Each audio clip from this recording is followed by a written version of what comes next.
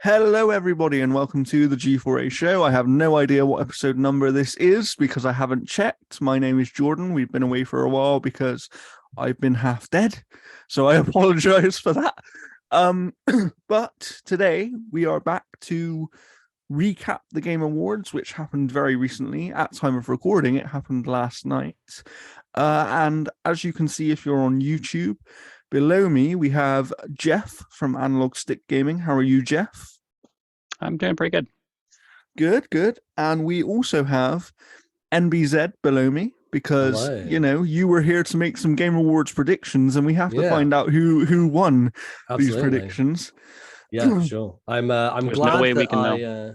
I'm glad I didn't stay up and watch it and woke up this morning and watched it at 1.5 times speed and skipped the ads instead. It was a much smoother viewing experience. That's say. interesting. So Judge's speech was only 3.5 hours for you. Yeah. Oh my geez. Okay, we'll get to that. But my God. Yeah, we will. They we cut will me talk off. I didn't through get to the show. thank my wife.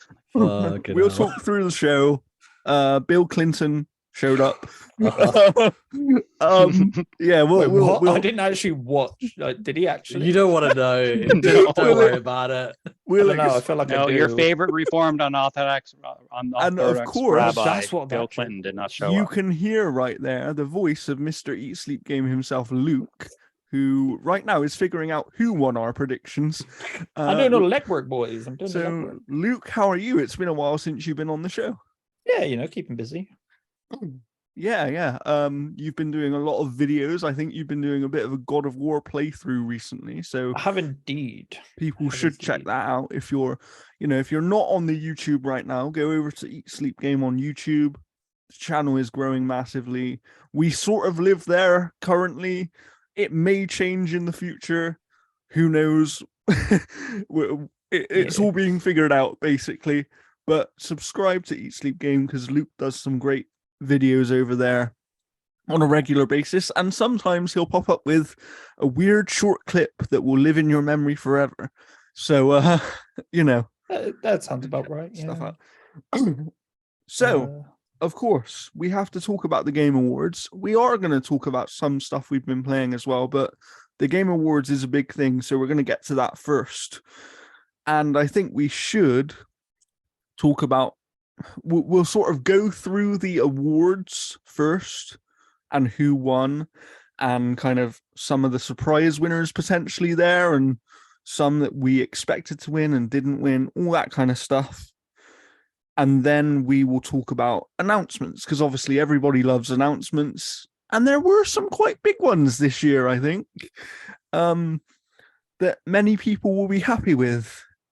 And there was one or two very big surprises, I think, for people. So yeah, and don't sleep on the pre-show either. That's all I'll say. If you haven't watched it yet, go and watch the pre-show because it was actually worth watching this year.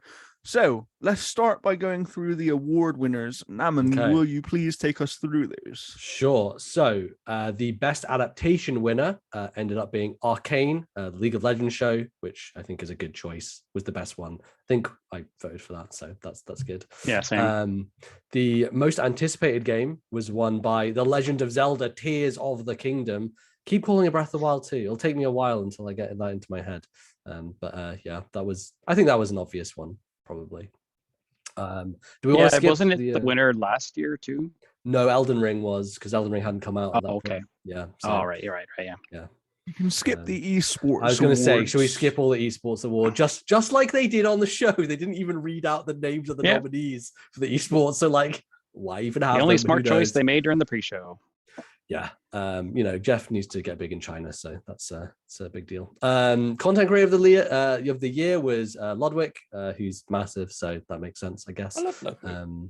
He's cool. Best multiplayer game was Splatoon 3, as I think Jeff and I both predicted. So that was good. Best in strategy was Mario plus Rabbids Kingdom Battle. Best sports racing was Gran Turismo 7, which Matt P went for that one, so yeah, you got the point there. Choice, None of us did. No. Best family game, of course, the correct winner, Kirby and the Forgotten Land. A very good choice there.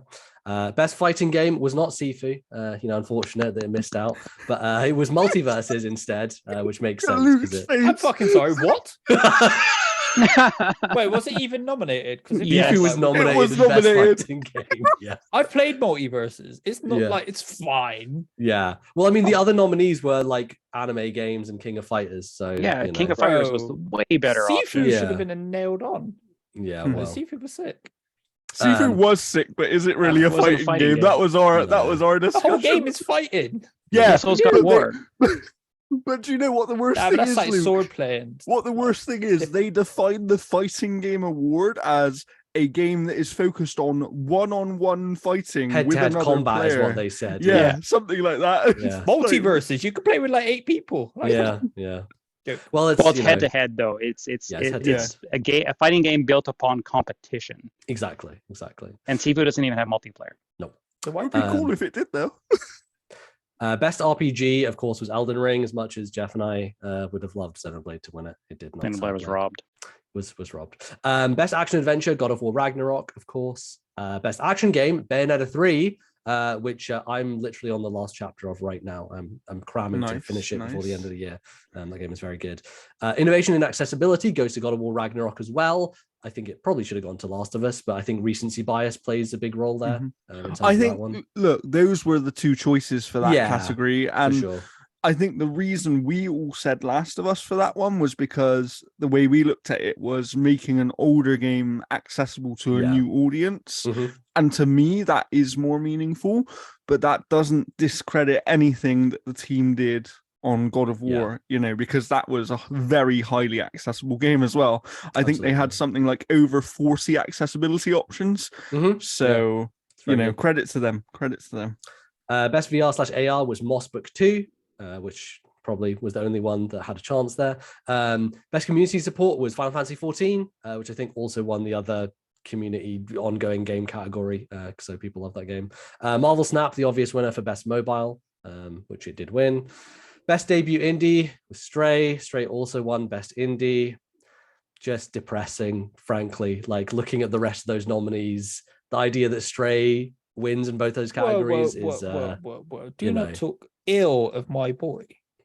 you know, it's a cool cat. That's great. Like, Ronald is a good but boy. I mean, Don't be mean. you know, there are games that actually innovated this year instead of trying to be basic Sony games. But yes, anyway.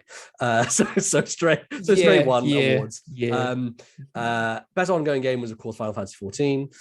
Game for Impact was As Dusk Falls, which was cool. Which I went for and nobody else did. No, I think, you know, the thing that I learned when predicting these and watching this award is this award show is just choose the thing that's the most popular, because that's what's going to win basically for the most part. Unless there's a situation where every game in a category is popular, then it becomes a little bit more difficult. Yeah, sure. Or like, the voting system glitches and you can only vote for Sonic Frontiers or Genshin. yeah, sure. You know? Yeah, I'm very gutted that Citizen Sleeper didn't win that award because it's one of the best games I've ever played. So that is a real shame. That's very high praise, Jesus. Citizen Sleeper is remarkable. So best performance is God of War Ragnarok, Christopher Judge. Again, Man Engaged was robbed once more. Best audio design, God of War Ragnarok again. Again, this is the thing. Like, it's just the popular game, so it's what people are going to choose. Same with best score and music. Yeah, look, God of War has a good soundtrack. I totally get you, Jordan. I totally agree, because I think the first game had a great soundtrack, and I think the problem for me is like it uses the same themes, has a couple of new ones, right? Yeah, but again, it's almost like, is it different enough, right? It's almost like, is it different enough to set itself apart? So I do understand that. For me, it was just, when I think about best soundtrack, I also think about the way in which the music is used, right? And I know that you guys would go for Xenoblade 3. I haven't 100%. played that, so I can't comment on that one. But out of the games that I had played, I could say 100% that the best use of the soundtrack in the game is God of War, because it heightens those moments. Yeah, that's true. And music can heighten moments. But the thing with Xenoblade is music is literally a part of the narrative there. Yeah. Like it is built into the story in a way that and that's why when you guys were kind of describing it to me previously, I was like, oh, maybe that one is going to win. You know? Yeah. Well, you know, it's not popular enough at the end of the day.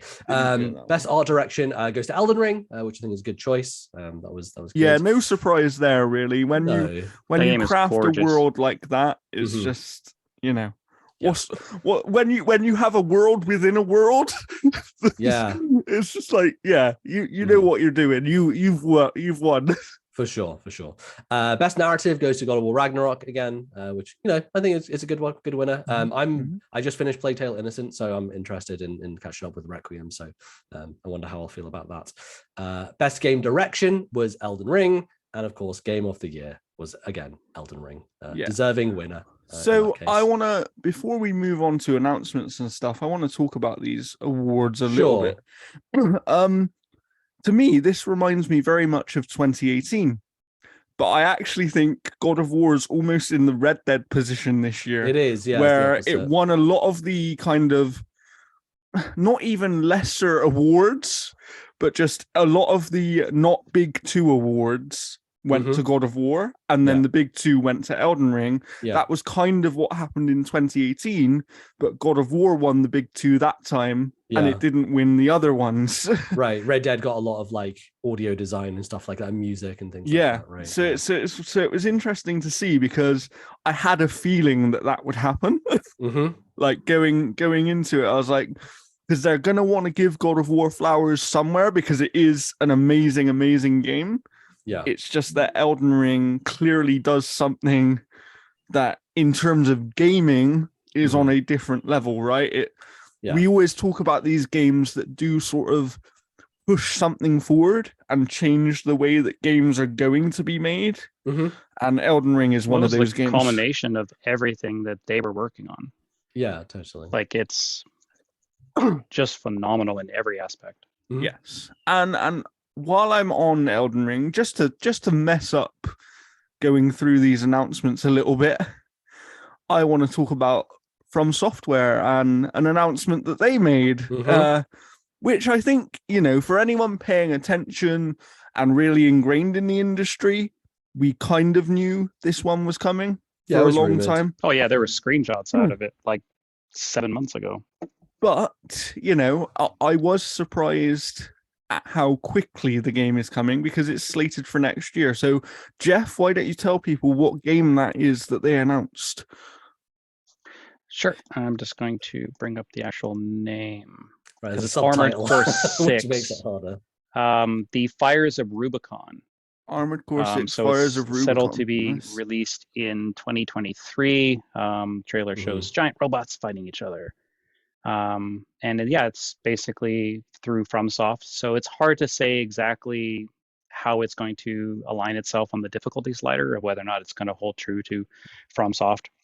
But it's interesting, because Armored Core was always a FromSoft game, right? Yeah, the series just kind of predates their evolution through the Souls series, right? So it's the question is, going to be interesting. Where do they go with it? Yeah, do they keep make up the Souls style? Do they make this like a Souls game, or do they make it like an old Armored Core game? And I would assume they're going to go more in their modern direction. I mean, when they've won their 2 last Game of the Year awards that they've been up for, they're going to stick with their direction, because it's clearly working. And FromSoft is getting bigger and bigger each time that they do one of these games.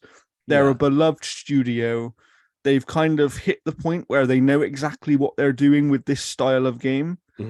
Why move away from that, right? Well, I do think it's going to be somewhat different, right? Like Sekiro stepped away from a lot of different things that they had done before. Like, it's probably the most different of their games. And I think also because of that, though, Sekiro is many people's favorite, which is odd, right? It started out as a Tenchu remake. It did, yeah. So I think that Armored Core, because the first thing is sci-fi, right? It's totally different, like space. They've always had some kind of fantasy element or medieval element to their games of recent. And so I think, there's room for this to be a little bit different. And I wonder how people will react to that. And I feel like it probably won't be as successful as Elden Ring. Just, it doesn't seem as broadly appealing. Of course, And I also think when you are something number 6, right? Right, exactly. People are less likely to jump in. I'm honestly surprised they put the number on the end. Barrier. Yeah, I am as well. Because it feels like it makes more sense to do a reboot with like a brand new audience they have now. But I don't know. I guess they'll try and tie it in. Unless they are going back to that more traditional style. Right, exactly. That's the only thing I could think with that is Are they going to go back to that more traditional style just to have something where they can say, yeah, we don't only make these Souls-like games, we can do other things as well? Because I think they've reached that stage as a studio, right, where you probably want to have sort of rotating things that are slightly different, and you want to try and have as many audiences as possible interested in your products. Because obviously specializing in one thing is great, but the more people you bring in, the more likely they are to try your other thing that they wouldn't have tried previously because they like this thing that you made, even if it's very different. You know, we see that with Rockstar. I feel like Rockstar, if they wanted to, could come out and make a fishing game and millions of people would buy it. Hey, they made a table tennis game, you know, so it's one of those things that some studios just reach that level and where they can attract people regardless of what style of game they make. So it's going to be interesting to see what they do with this Armored Core game for sure. Jeff, why don't you take us through some of the other announcements, and then as you are doing that, we'll kind of talk about any that we think are worth talking about. Sure. So they showed off a new trailer for Final Fantasy 16, as well as talking about its June 2023 release date. Seems like a few games are getting released in June. Yeah. No, they showed off like the summoning battle system and the latest iteration of Ifrit.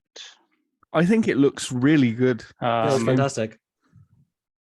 This game looks good, and it's nice. nice. It's a return to like old fantasy, because like some of the other ones have been kind of like the more futuristic fantasy. Yeah, I mean, I think the most But, crucial point it of looks this, decent. Yeah, most crucial point of this is it's the 14 team, right? It's Creative Business Unit 3. I love when that logo pops up because it's the most like generic name of the studio. But obviously it's Naoki Yoshida, who is like the granddaddy of 14, made 14 into the biggest success for Square Enix possible. And you know, people love because the the stories 15 of those games. team did Forspoken, right? So yes. So that's going to be interesting to see because they've just released a demo of that, I believe. Yeah, I need to download that. Yeah, I was going to ask if that was out. I've got no It's idea. it's out. So It's so out the now. demo's out and the game comes No, I out meant the in full game. January. The game comes out on January 24th. Oh, is it that soon? Wow. Okay. Yeah. Damn. It got I thought it was delayed already from out, to be October. honest. So it was meant to be out in October and I it thought it got was delayed March. from October. I think it's January. Okay. I'm pretty sure. I think there's a lot of other games in March, and that's something we'll get to as we discuss There's so many games constantly. some of these reveals. So what else did we have, Jeff? What else? I'm just going through the list here that IGN has graciously given us. Hades 2. My God, what a fucking shock. yes. So Like my I'm watching God. this trailer and I'm like, okay, this looks really interesting. And then they show that like one little brief of like gameplay and I'm like, It was Hades when 2. the eyes. It was the Oh my eyes God. reveal. So dude, even before me, that, it like, was as the the, trailer starts, It was the I was music like, sting, like when it goes yeah. back and it does a dun dun. Yeah. Dun. I was just like, See, I didn't get that. That one didn't I compute was with Bro, me. I didn't even get that. It's the thing she's wearing, the crown she's The wearing. laurel is the same crown, as- yeah. Oh wow! Okay. I was like, Well, Yeah, I is just thought it this was like DLC? like Is this design elements and stuff. Yeah, like because same. some of their Like, games kind of share Yeah, some that's kind of similarities. what I but- was assuming was like, Mhm. oh, okay, maybe they will just. It's going to be of a similar style, but not necessarily a direct. I wasn't expecting. yeah, Oh, direct sequel, sequel. yeah. right, because they don't do that, right? They just do new IP after new It's No, their, IP. no. it's their And- first sequel ever, right? So it's going to Exactly. be. I mean, I think they know they hit on something very, I very mean, it astonishing, was right? wildly successful in a way that eclipses all their games by like an order of magnitude. So, Yeah. like, of And course, it makes sense. And to do also, it was this. one of those weird games where it was so successful that it made people play it who would never play that style of game. Yeah, exactly. Like that's yeah. how good it was. Yeah, this is the Um, announcement of the show for me by far and away. I was so excited for this, and I Hades mean- is one of my favorite games. of all There's time, another so- one for me that you all know if you know me, you know which announcement was the Mhm, announcement of the mhm, show for me. There sure. was one for yes. me, and I don't know if anybody knows it because I Okay. didn't even clock it at first. All right. Interesting. We'll get to that soon, Jeff. Jordan, you should know. You should know, Jordan. You should. I know. should know. I banged on about it. I banged on about it so many times. Oh, I don't. Maybe it's just slipping my mind. Jeff, what else did we have other than the massive Hades 2? All right. This next game, deep in troubled development. Judas. Oh, Oh, yes. shit, the there it next is. Ken Levine That's game. exactly what I'm talking about. The I'm Bioshock fucking successor, in. right? Mhm. So Yeah, in. like it looks. I mean, it looks fantastic. Like I know that that game has been a subject of feature creep and scope creep Yeah. for like what it's been, kind of So, plagued yeah. as. But Yeah. it looks fantastic. Sounds like I- extremely troubled development as well. It's been like So- 10 years since Mm. Infinite, and this is how I- long he's been working on it for. It's interesting because so I've heard a few things, obviously, about this game through a few conversations I've had, Mhm. and everything that I've heard is even though it's taken a very long time, once you and I think Jeff actually sort of mentioned it last night about how they're looking at other ways to deliver narrative. That narrative has never really been delivered within a game before. And once people see that stuff, everything I've heard suggests that people will understand why it's taken so long. Yeah, I was gonna say because I'm keen on this. I love the Bioshock games, not too so much because it's not it's not Ken Yeah. Levine. So I've been keeping track of this a bit, and as far as I'm aware, it hasn't really been troubled. It has just taken a long time to get done because Wasn't what they're there trying to stuff do. that Jason Schreier was talking about that like Ken Levine Yeah, is there a were nightmare lots to of work people that with? came out and- and spoke about it. Ken Yeah. Levine's obviously going to be difficult to work with because he wants the game to be made the way he visions it. Like you're going to have that with any When you're a top creator, creative like really. that, right? When you're You can say the exact same of Kojima. Kojima's probably a pain in the ass to work with because Yeah. he's so like driven and shit doesn't make sense. But from everything I've heard, and like the interviews I've watched and people like talking about it, it's not necessarily that it's been troubled. He can be difficult to work with because it's his vision and he wants it a certain way.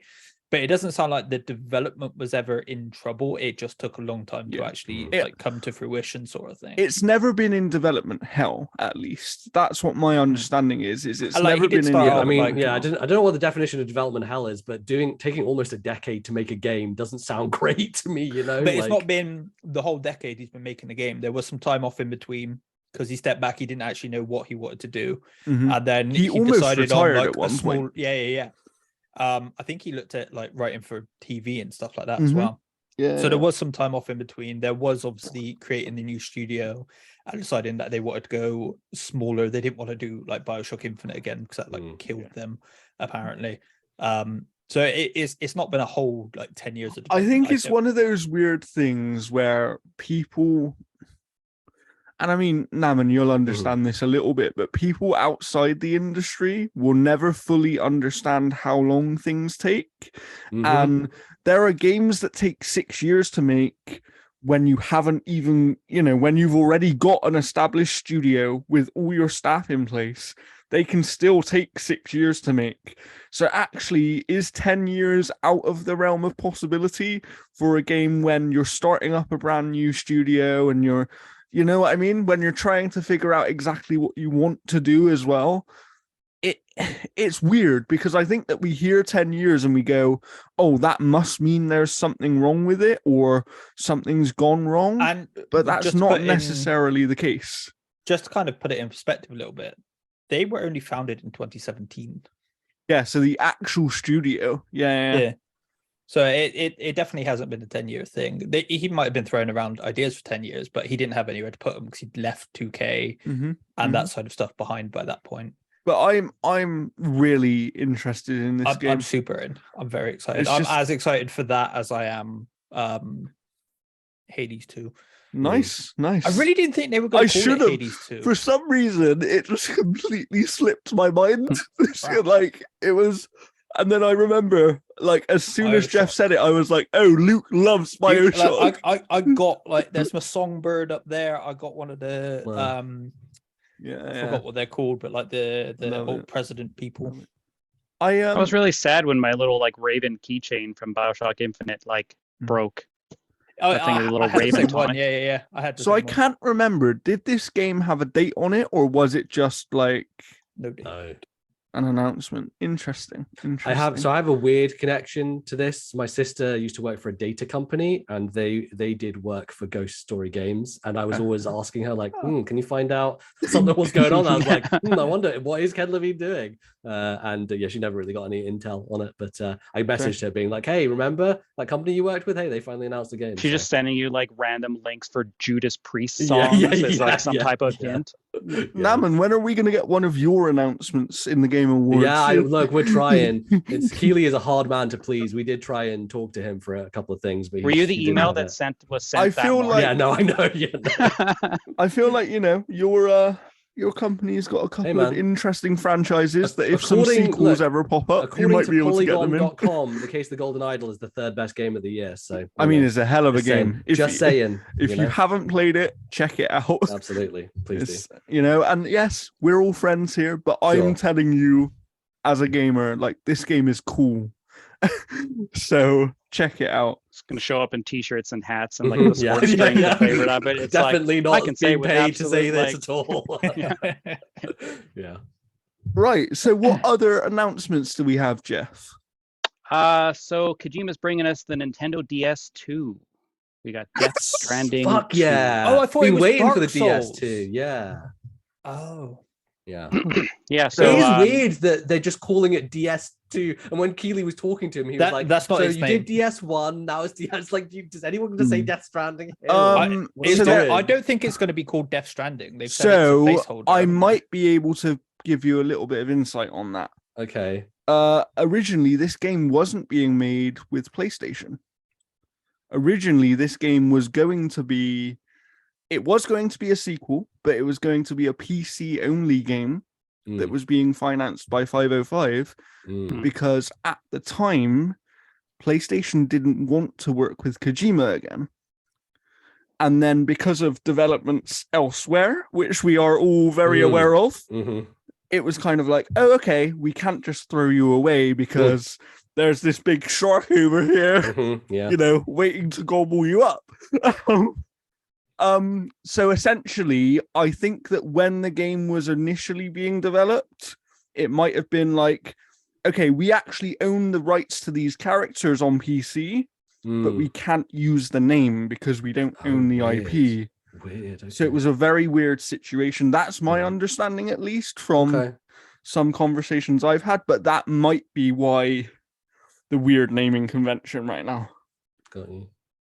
So there you go. Anyway, this is going to be your game of the year for what, 2024, whenever it comes out? Is it though? Because I don't want, because I've said it to Luke, I actually don't want this sequel. I will play it. I will play the hell out of it because I loved the first game.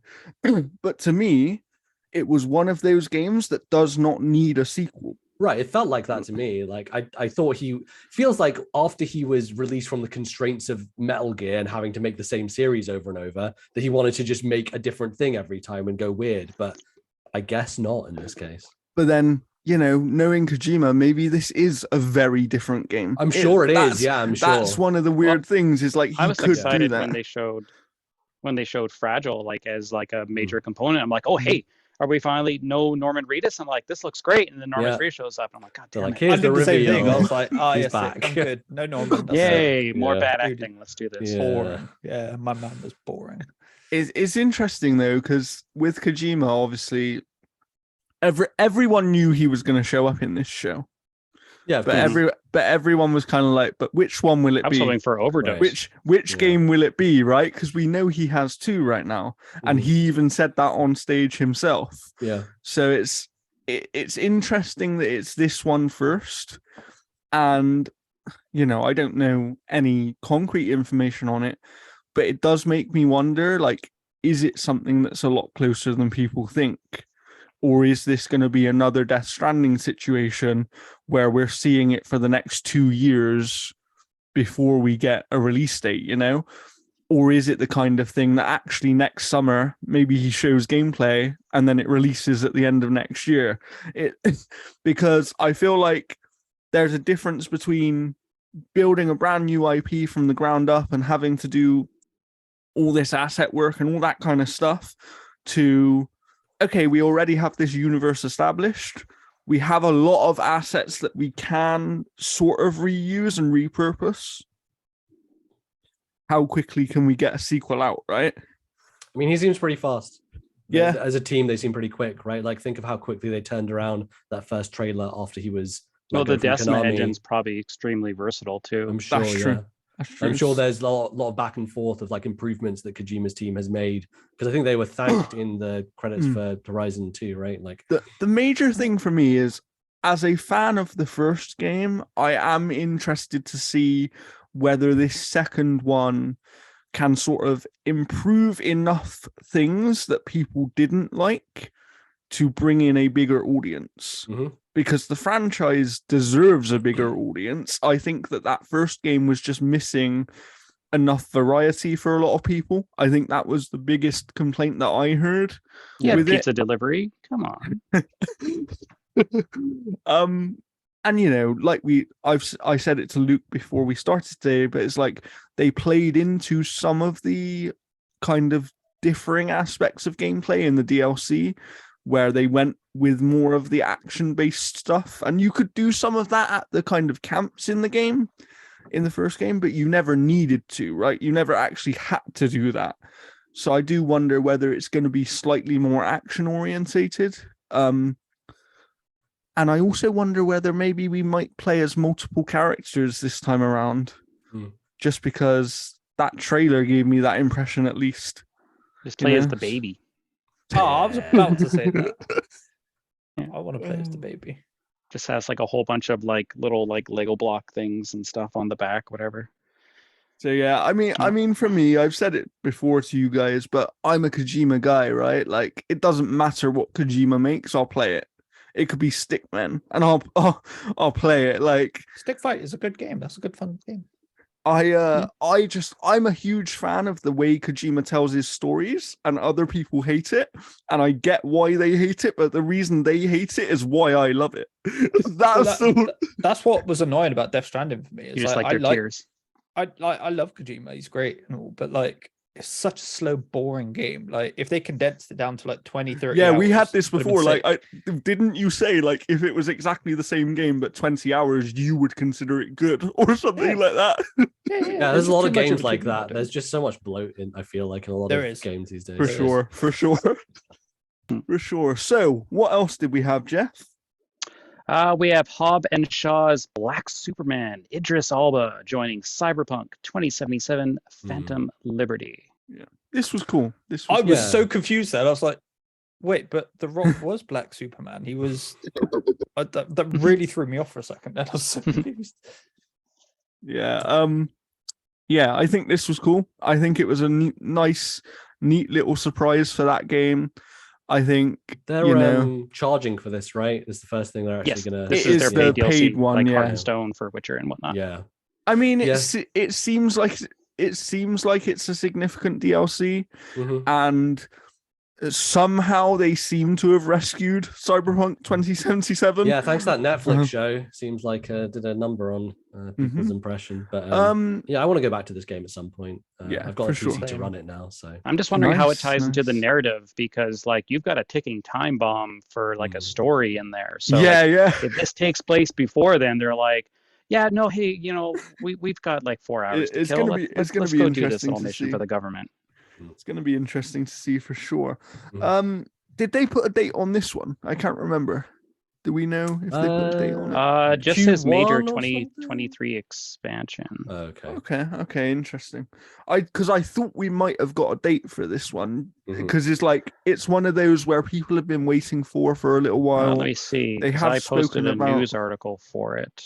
They have spoken about previously, right? So I did wonder. Okay, with it says with an exact release date and pricing still yet to be revealed. Okay, good to know. Good to know. So what else do we have? We got a trailer and release date for Jedi Survivor. This was cool. The sequel to the previous title. We even had Cal Kestis on stage with his lightsaber. Right, yeah. It made me want to go back to the first game and play it again. So so the trailer kind of did its job in that respect because it brought me back into the universe. It looks straight away. gorgeous. Like the areas It's look really a lot nice, bigger. I'm hoping It the still map is kind of more readable. has a bit of that jank to me. I could still tell with some of the lightsaber. You can stuff see and it, the right? bolts. You You can can see see. it. You can just kind of see it. And that was the awkward thing about that game at launch is it was pretty broken. For me, it's like Respawn's weakest game, but it's still an excellent game, right? Which speaks to the quality of that studio. It's still fantastic, but yeah, to me, it's their weakest, and I hope they can improve it for this game because I'm a huge Star Wars fan, and I really did enjoy the first one. So hopefully, this one delivers a bit more than that one did. And that is March 17th, right? Yeah. So that's one of those March games that I think there were about 7 March games in this Game Awards. Imperial March 17th. Yes. So what else, Jeff? Take us through some more. Diablo 4. June 6th. 2023. There's a open beta that's going to be accessible for people who have purchased it. However, I'm still holding out that it's going to be on Game Pass. Yeah, I mean that's interesting. Let's just take a moment to slide in a big bit of news. We don't even have to talk about this, but obviously for people interested, the FTC is suing Microsoft to try and block the Activision but in their own acquisition. court. Not even in like federal court. So like this is just like the lady who runs it or whatever is just like puffing her chest essentially. Yeah. But so this was one thing I had heard, just as a quick aside, from a couple of lawyers that I've spoken to on it. They basically said that this is essentially a play from the FTC to say, give us the best concessions you can. Otherwise, we're taking you into court, because on the court document, it says that if they receive acceptable concessions by the date, then they will cancel the proceeding. So but did you see like the essentially reasons for a lot of it just makes no sense whatsoever? They're like, yeah, you promised these games on PlayStation, and Microsoft's like, no, we didn't.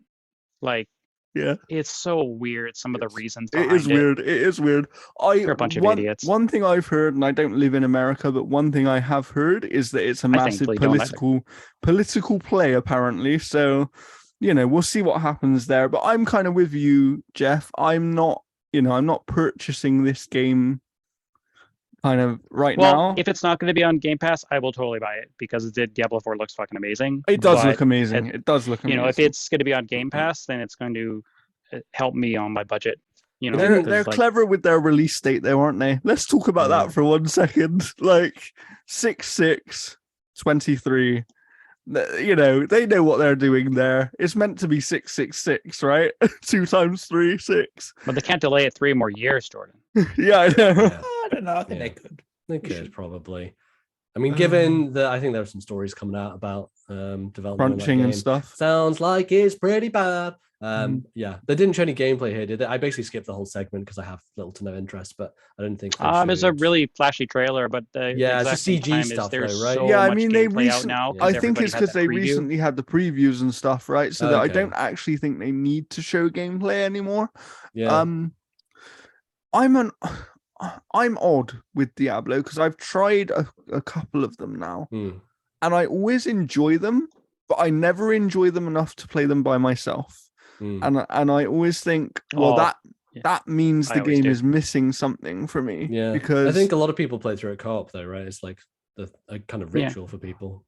Yeah, I just love isometric hack and slash games. I will play them morning, noon, and night. They're like literally my favorite genre. To be fair, I haven't played a Diablo game yet, so I should probably try one and see if it's for me. But yeah, I love 3 just because of how modern it kind of plays. Like and especially with the controller, because like even the lead designer of Diablo 3 was like, this is so much better with the controller. Yeah. Going to be interesting to see. I do think that release date is interesting because it is close to the time when they were expecting the deal to close. So it's one of those things of like, was that release date chosen on purpose so that they could be Game Pass day 1 when it comes out? Yeah, because imagine that would have been a thing. Imagine that they did manage to close it by that time. It could still be Game Pass day 1 because they can work out a deal with Activision. Of course they could. Yet, right? Of course they could, but I don't know if they'd want to do that given the situation. Yeah. But who knows? What else did we have, Jeff? Because there were quite a few. Arriving 4 days before Diablo 4 Street Fighter 6. Yes. Hell yeah. They showed off a new trailer with DJ, Manon, Marisa, JP, and a few more. This game looks weirdly, it this looks trailer, fantastic. it does look fantastic, but this trailer made me less interested, and I don't know why. I don't know what it was Is it about because like there weren't really many like well-known Street Fighter characters other than DJ, and DJ has a whole new look here too. Yeah, I mean, yeah, potentially. I think it was just that thing of like, obviously they showed a lot of the, I forget what they're going to call the mode, but like you Single make your player own stuff. character, right? Yeah. They Mm. showed a lot of that, and it was like, World Tour. this doesn't look that great. Like this stuff Looks great to me specifically. because it's like interesting. Well, the World Tour non-fighting game mode stuff, is made you know? by a separate part of Capcom, right? Mhm. Interesting. Than the actual Interesting. game. Okay. I think for a casual audience, it's great because it's like, you know, A fighting way game to story get you in, modes- right? Yeah, exactly. Fighting game story modes are like just fight people, right? And I think Mhm. they're doing something a bit different and interesting. I think if you want to be successful, they learned from Street Fighter 5 that, Yeah. I mean, that game flopped with a more wide crowd because It it's just, did, yeah. it wasn't built for them. And so they are really catering for that this time, which is really good. They sure. rushed it out for And- esports. And you know, that's Mhm. not pretty to much. say that I'm not interested. It's just something about this trailer made me less interested than I previously I mean, we've was. seen a lot of this game at this point, right? The game looks Yeah. fantastic. I played it when we were at was it EGX, EGX, and yeah. the game plays fantastic. It does play great, yeah. beautiful. It's really 100%. really great. So Love the art style. I'll say Yeah. that. Like I do love the art style. I think it's unique.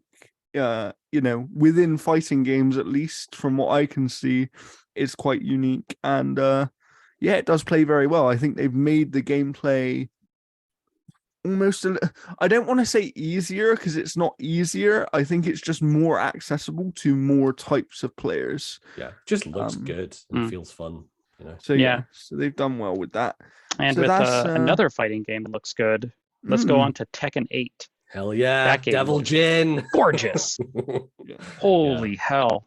yeah, Like, absolutely. Yeah, like absolutely fantastic looking game. maybe Like, maybe next year is gonna be- 2023 I don't is know, the but year of Tekken the 8 is fighting next year. games. I think it is honestly right because we've got Riot's Project L coming up as well. Mhm. Like I think it's going to be a banner year for fighting games. The question is, do NetherRealm sneak one in there? Yeah, because they didn't do anything here. Do which they we might have do they expected. do they sneak not sure. one in there, or do they wait? I'm interested to I think see about that it's- yeah, because they said they weren't ready to show yet, but we know they must be close on something because Yeah. they never take long with their games. it might be to their benefit to wait. You know, if you're going to put Mortal Kombat and No. Street Fighter and Tekken in 1 year, I don't know. Do they cannibalize each other? I'm not sure. Yeah, yeah.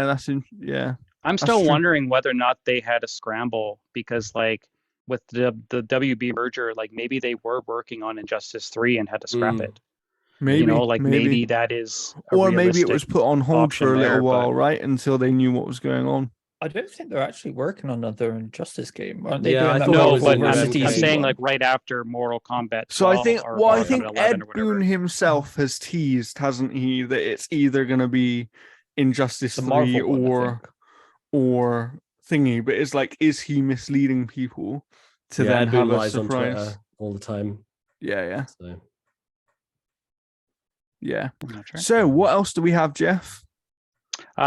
Keeping it with WB, we have Suicide Squad Killed the Justice League, which will be the final performance of Oh, Kevin Conroy I as loved Batman. this. I loved this. The trailer was fantastic, showing off him, the thank you Kevin message, like, Mhm. you know, Kevin Conroy, like this. I didn't have too much expectations going into this game because like I love Rocksteady's games, but I'm not the biggest fan of them entirely. But this game has to be really good to be Mhm. Kevin Conroy's last performance as Batman. I agree. I have faith in Rocksteady, and I think that the way that I sort of described this to somebody recently is I think Gotham Knights will go down as the Avengers in this situation, and Suicide Squad will basically be Guardians of the Galaxy, like what we saw. Yeah, you know, like yeah, previously. I get where you're going from. It's just I think I'm just wondering how the multiplayer aspect of it is going to affect it.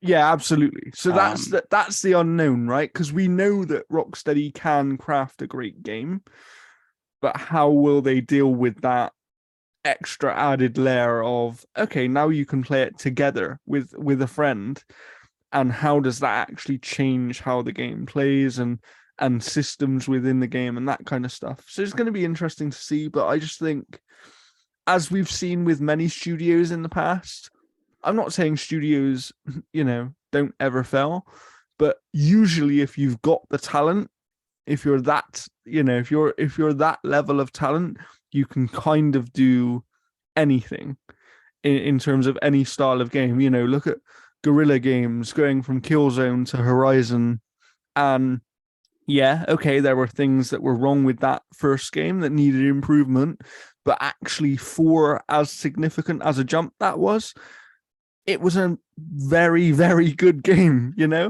and I think that Suicide Squad isn't as much of a jump from what Rocksteady have done previously. All they're really doing different is adding this co-op layer to the gameplay, right? And that is significant. It's just not a completely different genre of game. So I've got a bit of faith in them for sure. Yeah. One thing I'm actually kind of curious on with that trailer is you have all the characters in this room and stuff's going on, and then they hear a bunch of noise, and then Harley goes, Bruce, is that you? Like, I'm like, how did they find out? I want that story. So I'm very interested to hear that stuff. Yeah, for sure.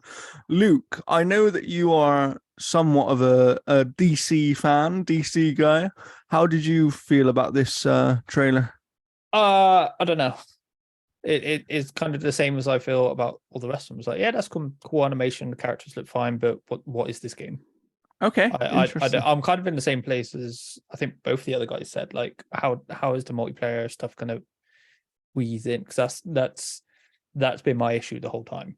Because both, and you're definitely not a multiplayer guy, right? Not really. No. But both core Arkham games and Origins were good, and then they've thrown in. I haven't played whatever the other one's called. What is the other one called? The one that came out this year. Oh, Gotham Knights. Gotham Knights. Yeah, I missed much. They've overcomplicated it by throwing in the multiplayer stuff, and it just that hasn't worked. Seems so. So I don't know. I feel obliged to play it regardless because Kevin Conroy's last go around it.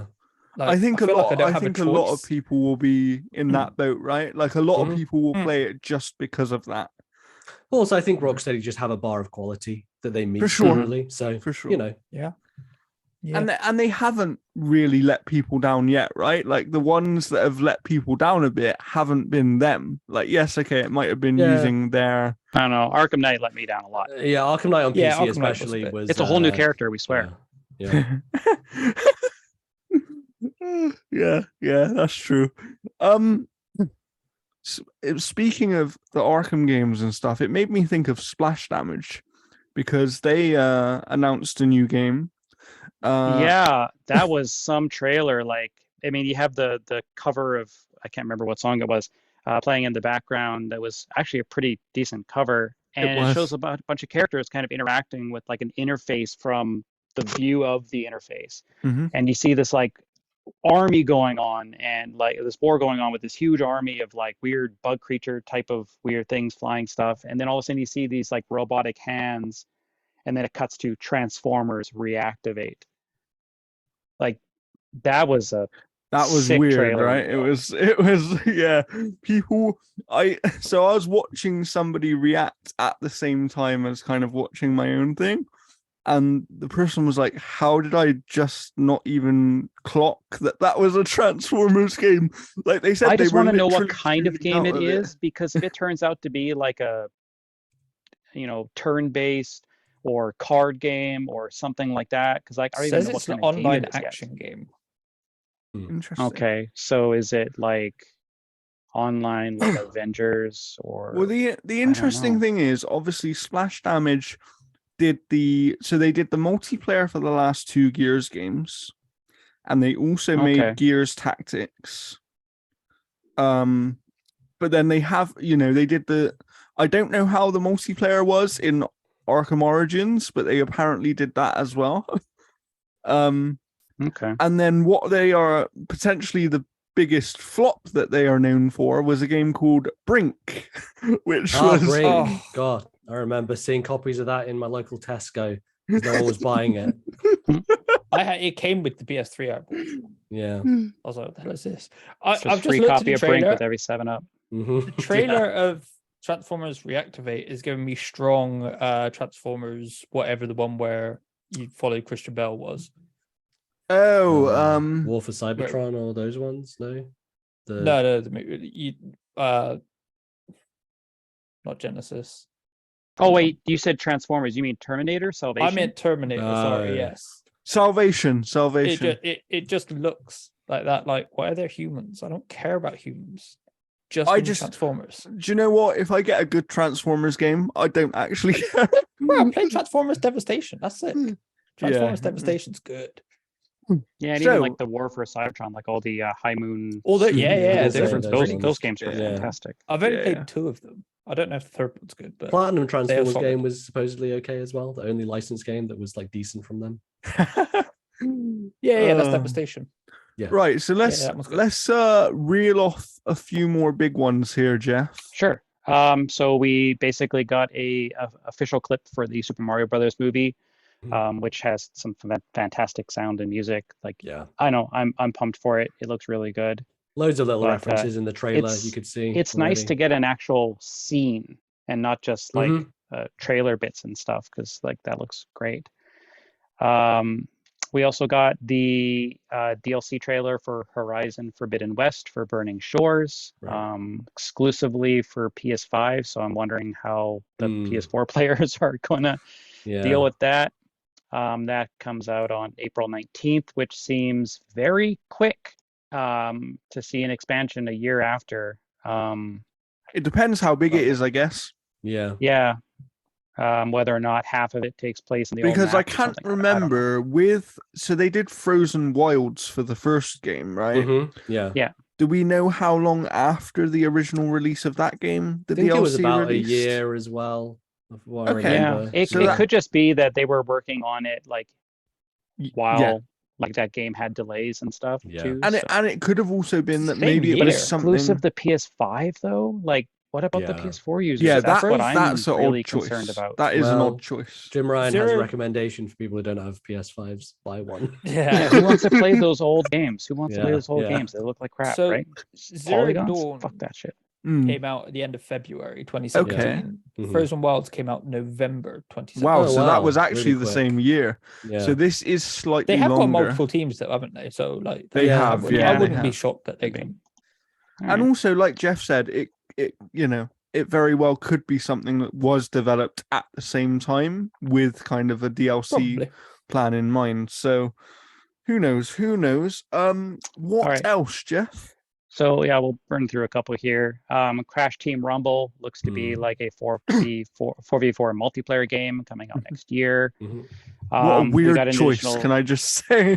What a weird been choice. rumored for a long time under the name Wumpa League. Is now finally releasing. We got a way better name. Yeah. That's a sick name. We got a trailer for Warhammer 40k Space Marine 2, which continues to look This does actually amazing. look great. It does look great. It's the only Warhammer game I've ever been interested in. The original Gears of War, pretty much. One game that I'm really looking forward to is Earthblade. This is made by the team that made Celeste. This is my second favorite thing of the show. The funny thing about this one is this announcement is so blatantly going to be overshadowed by the Hades 2 announcement. I don't know. I think there's a lot of fans of both. Like Celeste and Hades are two of my favorite games of the last decade. And they're two games that I gave 10s to, I believe. I also think that the weird thing with this announcement is that they have actually spoken about this game previously. Yeah, they've not actually shown any gameplay though. It's the first time they're actually showing the game. Which is cool. It feels like Celeste, but with a Zelda take on it in a way, essentially. Yeah, looks really cool. Looks really nice. Yeah, I'm very excited for that. But it's 2024, so it's a while away. It was And like Hades also goes into early access, so it's not going to be like a full release as well too. True. Totally. So going on with more here, we've got Bayonetta Origins, Cereza and the Lost Demon, which It's looks just like weird a storybook announcement. adventure game. Yeah, so It strange. looks really good. Apparently, it's based off a secret chapter in Bayonetta 3. I'm gonna have to Interesting. Yeah. track that down. What I thought was interesting about this announcement was this felt like something that should have been announced in a Nintendo Direct. Like Totally, yeah. not disrespectfully, but it just Yeah. you know, it feels like a Well, this has Nintendo more eyes Direct on it than style Nintendo announcement. Of course it does. Yeah. Yeah. But it's just like when they said, "Oh, we're going to show a new thing from there," it's like, "Oh, okay." It feels like What is it Nintendo gonna have be? been giving Keighley scraps recently. Like they weren't really the last game. Yeah, we're not going to give you like, Mario Odyssey 2. No. We'll give To you be Bayonetta fair, he and got the movie storybook clip content. though, right? That's true, but like so- we've seen so much of the movie already. I don't think it's a massive deal. That's true. That's It's true. so yeah, you're totally right, Jordan. Like this is the type of weird like spin-off game that should show up in a montage segment of a Nintendo Direct. But on that same thing, this is also the type of weird game that could blow people away. Like maybe I don't know. Yeah, I think it'll be for Bayonetta fans mainly. For sure. It has almost a 3DS game look to it in a sense. There's something. I like that they're doing something a bit different with the franchise though. Like I always quite like that of like let's take this established franchise and do something completely different with it. Almost like Gears did with Gears Tactics, right? That was a completely different style of game, but it was really fun. It kind of gives me almost like the Lost in Random vibes, like that kind of tone piece type of thing, but it looks really good. Like I'm looking forward to it, even though I was disappointed in Bayonetta 3. So seems like it's internally developed at Platinum as well, which I was surprised by. I thought they might have given it to another studio. Just looks a bit different. So there was one game that was announced, and I can't remember whether it was in the pre-show or the main show, but I just wanted to bring it up because I thought it looked cool. It was After Us. Which was, it's a game that's being developed by Piccolo Studio, and published by Private Division, and it looks very, how could I put it? Weird. Artsy. It's like it makes me think of, not in the same way, but it's this kind of walk around, find things. Be in this weird universe style kind of game. Made me think it was like Returnal, but a walking simulator almost. Like that was the vibe that I got. Well, it looks like Returnal smashed with like Flow or Journey. That's what I was going to say. Almost like a Journey style game. But I just thought it looked really interesting, and I looked into the developer because they weren't a name that sprung to mind. They made another game. I'll tell you what it is now because I actually got a press release from them. They made another game called Arise, A Simple Story. Oh yeah, I've seen that on Steam. It didn't do very well, unfortunately, but that game was so sales wise, it didn't do very well, but critical reception, I think it seemed to land in the mid 80s on these aggregators. So I think people liked it, but so it was a good game that didn't sell that well, and I don't know whether this one will sell well because at least I have the dollars price here. It will be selling at $29.99 US, which is an interesting price Canadian for this kind of game. Do you know what I mean? It's that makes me think of like, okay, is it actually a bit bigger than what we're seeing here? Is it a bit bigger than the trailer's suggesting? Is there more to it? Because that seems like a weird price for this style of game. But it's one that I'll keep my eye on because sometimes these games really sort of surprise people, right? Like many of these walking style simulator weird things just sort of, you don't ever know until you play them, because a lot of the time they're hiding what is cool about them because they don't want you to see it until you play it. It's like the twist with Journey that got spoiled for me. That kind of makes that game in many ways, right? Like it takes it to another level of video game, and I think many of them are the same. So yeah, I'm keeping an eye on that one for sure, and I think that's out in the spring of next year. So that's interesting. Right. The other one, Jeff, before you move on, because I don't know if you're going to bring this one up, But I really wanted to talk about Replaced, which we have seen. Yeah, looks really of good. course. Mhm. We have seen previously. Weirdly, some people seem to have forgotten that it was previously announced for Game Pass. People think It was, yeah. people think that was a new announcement, but it's like, no, the first time it was ever shown was in a Game Pass showcase. So you know, it's but this, I actually think this almost had the opposite effect on me as the Street Fighter 6 showing, where this trailer made me a lot more interested in a game that I was already interested in.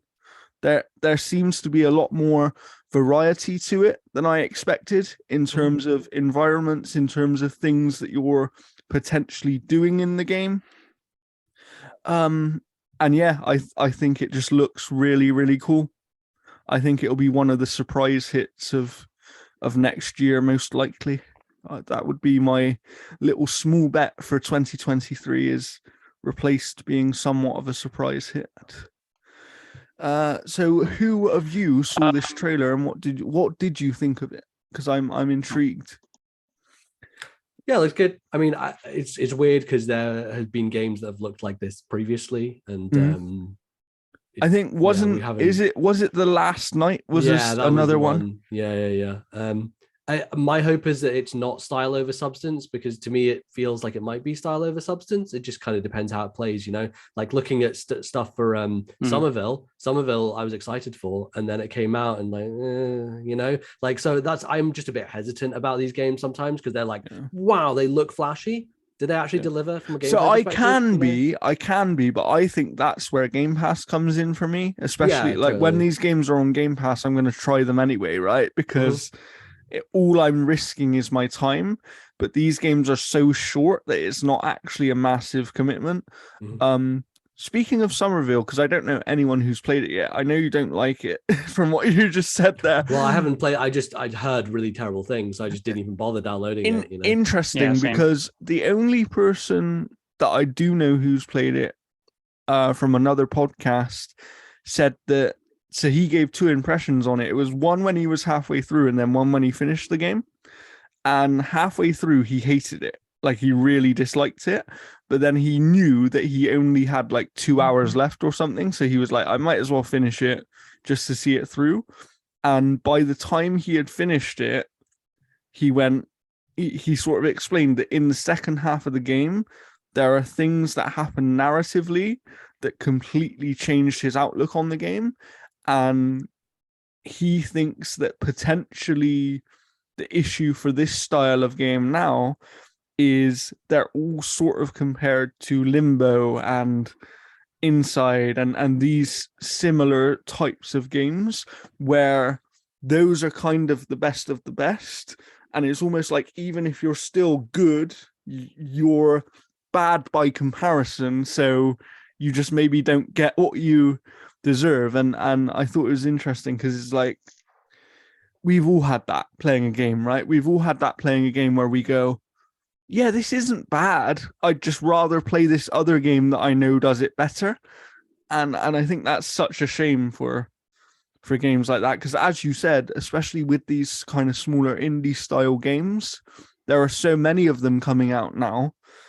And you do get some that are style over substance, right? And Luke would know about that, because he plays many, many weird games, which we'll get into later on. Trek to Yomi is a great example of that from this year. I really 100%. Liked it. I really liked it. Yeah, I really liked it. But I get why people wouldn't. Like, that's one of those where I play it and I really liked it, but I do understand why people wouldn't. Yeah. But I liked it because it was the style and because it knew what it was. And that's all it was trying to be. Like, I love games that do that, where they identify exactly what they are, and that's all they want to be. And for some people, that isn't enough. Yeah, but I'm so gameplay focused that if you're gonna let me down in that way, I'm just not interested. That's the problem for me. I'm a bit like that with story, and I think Luke is similar as well. Like, for me, I can let a lot of other things go if the story has my attention. And yeah, I don't know, like, Trek to Yomi was a little bit of a strange one, because that story didn't have me but I think the artistic style of the game is what grabbed me that time. Yeah. And it was like, oh, I want to see more of this because it's cool looking. And I actually don't hate the gameplay, so let's just play more of it. You want a story that grabs you, Jordan? Got just the antidote. It's called Xenoblade Chronicles 3, baby. Too long. Perfect length. Cut Oh, it come down. on. It's 140 hours. Yeah. Cut it down by baby. about 50 Not like we're hours, asking and I you to play might play it. 7,000 hours. Right. So before we move on, because I know that Naman, you said you might have to jump off soon. Yeah, a little bit. Before we move on, let's finish up this Game Awards stuff. Is there any other announcements, Jeff, that we need to go through here? So I'll just briefly fly through them here. Hellblade's getting a brand new game. That trailer just did not look great. I'm hoping the gameplay actually is a little bit better and refined because it looked a little bit rough. They've made it look exactly like the comics. They do, but exact art style. it looks like the comics. Like that's not the part that I'm like. Yeah. The animations look like they were running at like 3 frames per second. Yeah. We have Crime Boss, Rockay City, which is like Chuck Norris, Danny Trejo, Vanilla Ice, like a whole bunch of people. That looks interesting. Lords of the Fallen. I want to just have a little quick aside on that Crime Boss game.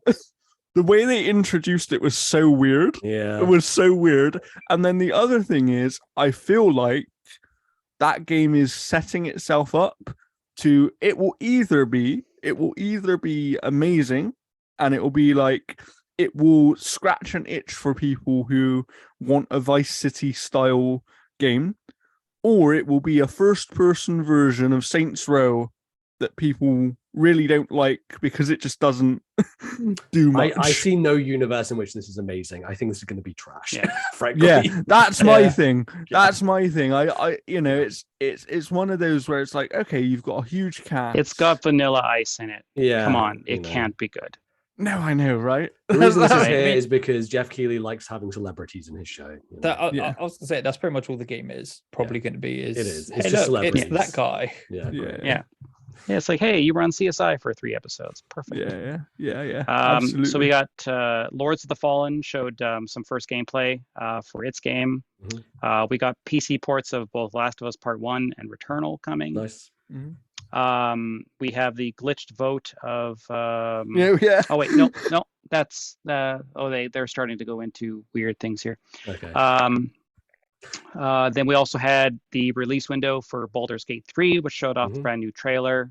This actually looks cool. Gorgeous. Like I was not expecting. Great. Yeah. We've also got Banishers, Ghosts of New Eden. I liked the look of this. Focus Entertainment. This was Don't Nod, right? The Haunted Wilds of North America. This was the Don't Nod game. Obviously, Don't Nod did Life is Strange, but they also did Vampire. Yeah, which Vampire? people I don't know how you say no, that. it is Vampire. It is Vampire, yeah. I like saying Vampire. They have so everyone likes saying Vampire, but Yeah. they do say it Vampire. Nah, they should change it. It should be Vampire. They're wrong about their own name. I agree. There are people who are right, and then there are people who say Vampire. Yeah, exactly. Jordan, just get with the times. We also have single-player Magic first-person shooter Immortals of Avium. Yeah. So this, which looks, it's an EA original game. Yeah. So that kind of weirdly in this weird time gives me hope because EA originals, like, they seem to pick up good things. They do quite a good job with their little kind of indie support program over there. Yeah.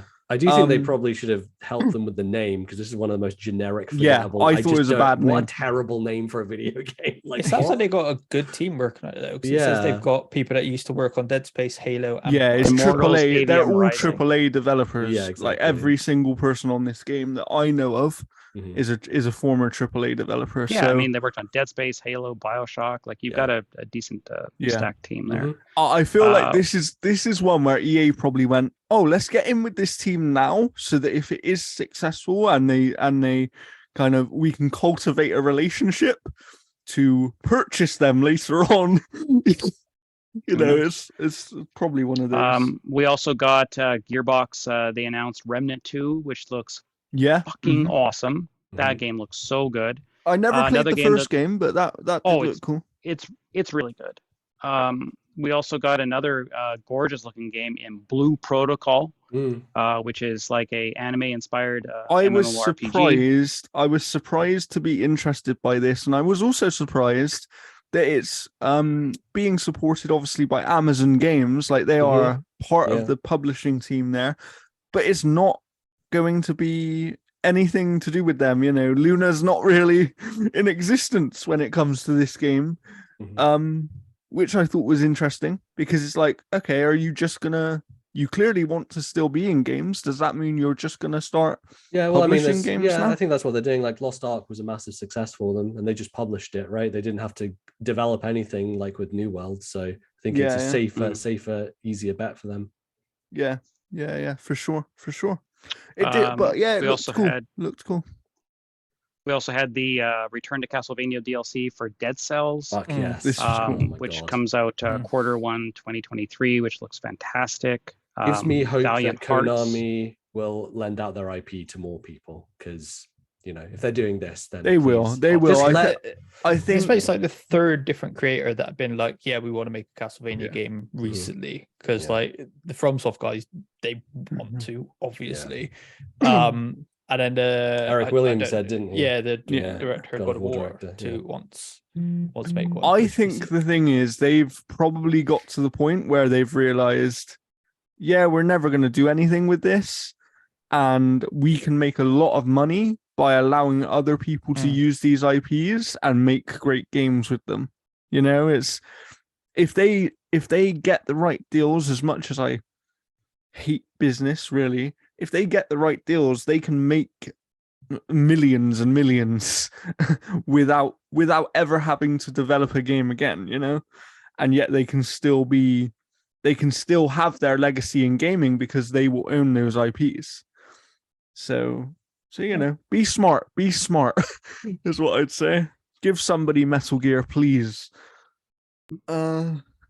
Yes. Yeah, and Valiant Hearts coming to mobile was like pretty much the only other one. It's a sequel, isn't it? I think it's a new game. It is a sequel, yeah. It's a new game. Well, yeah, it's the epic sequel to Valiant Hearts: The Great War. Yeah. So and then Vampire Survivors is now on mobile. Oh, hell yeah. Oh, yes, it did. It launched on. I still have no idea what that game is. It's like incredible. If you took a whole bunch of Castlevania assets and just like made like a swarming game where you just move a character around that you keep upgrading. It's like the purest form of a video game. It's just inhaling dopamine. You literally move around. That's it. That's all the game does the rest for you. And it's one of the best games. You pick up upgrades and you should try it out, like, Luke. Yeah. Like honestly, why spend millions and millions making God of War when you could have made Vampire Survivors? It's weird because it isn't a game for me. It isn't a game for me. I played it for about 20 minutes and I know that it just doesn't. But I played it knowing full well, like, I know at least 20 people who would love this game. It's one of those. So it's definitely try it out, Luke. Maybe make a video of it, Luke. That would be a good one. It's on Game Pass, and it's easy to access. Super cheap. Sick. Right, Naman, I'm assuming you have to go. Yes. So thank you for joining us. But before you go, Luke, can you tell us who won the predictions, please? No. Because there's a tie. The build up to that. Oh God. That's right. There's a tie. I feel like you all already knew Matt P was going to lose because he made some strange choices. Sorry, Matt P.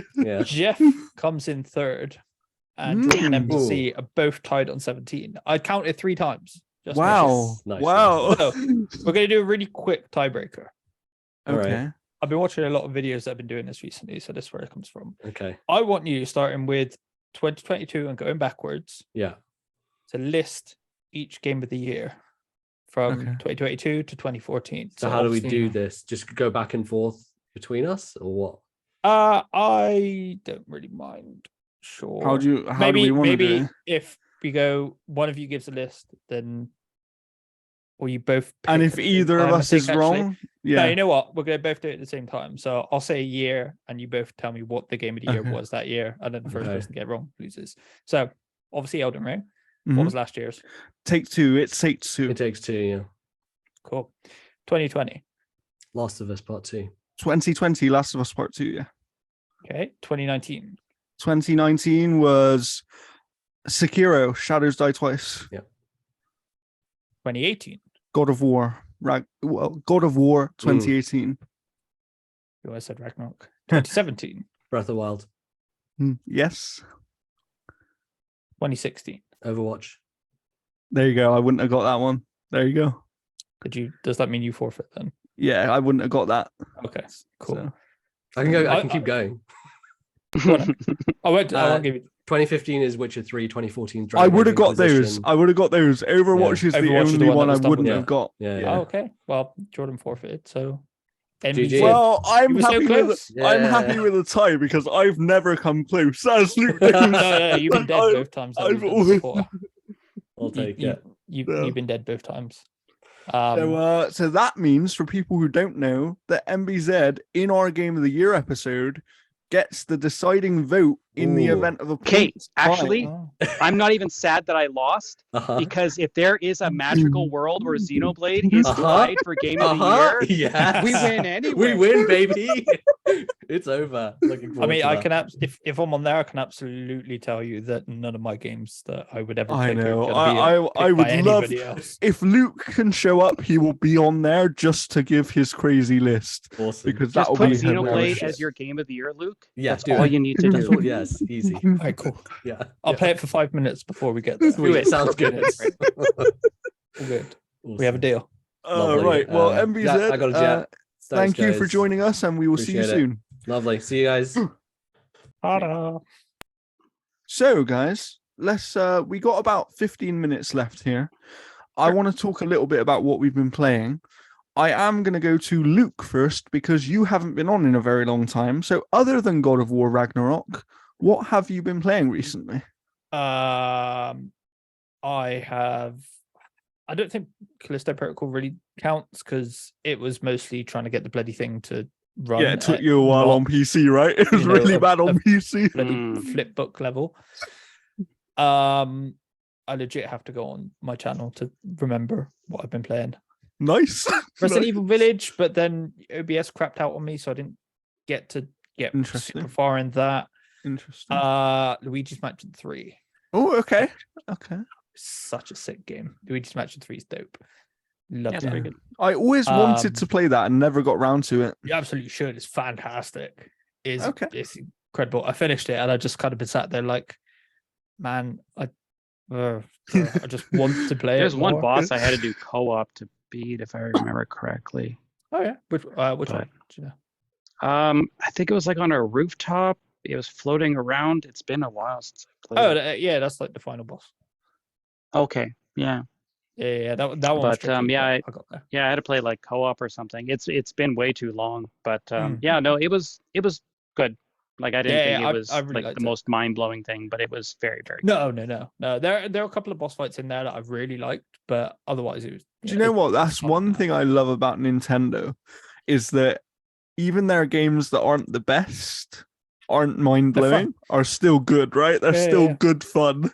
Like they just have this level of consistency where even their kind of worst thing most of the time is still good. And that's so weird in gaming because it doesn't happen for anybody. You know, we've seen PlayStation have worse things than good. We've seen Xbox definitely have worse things than good.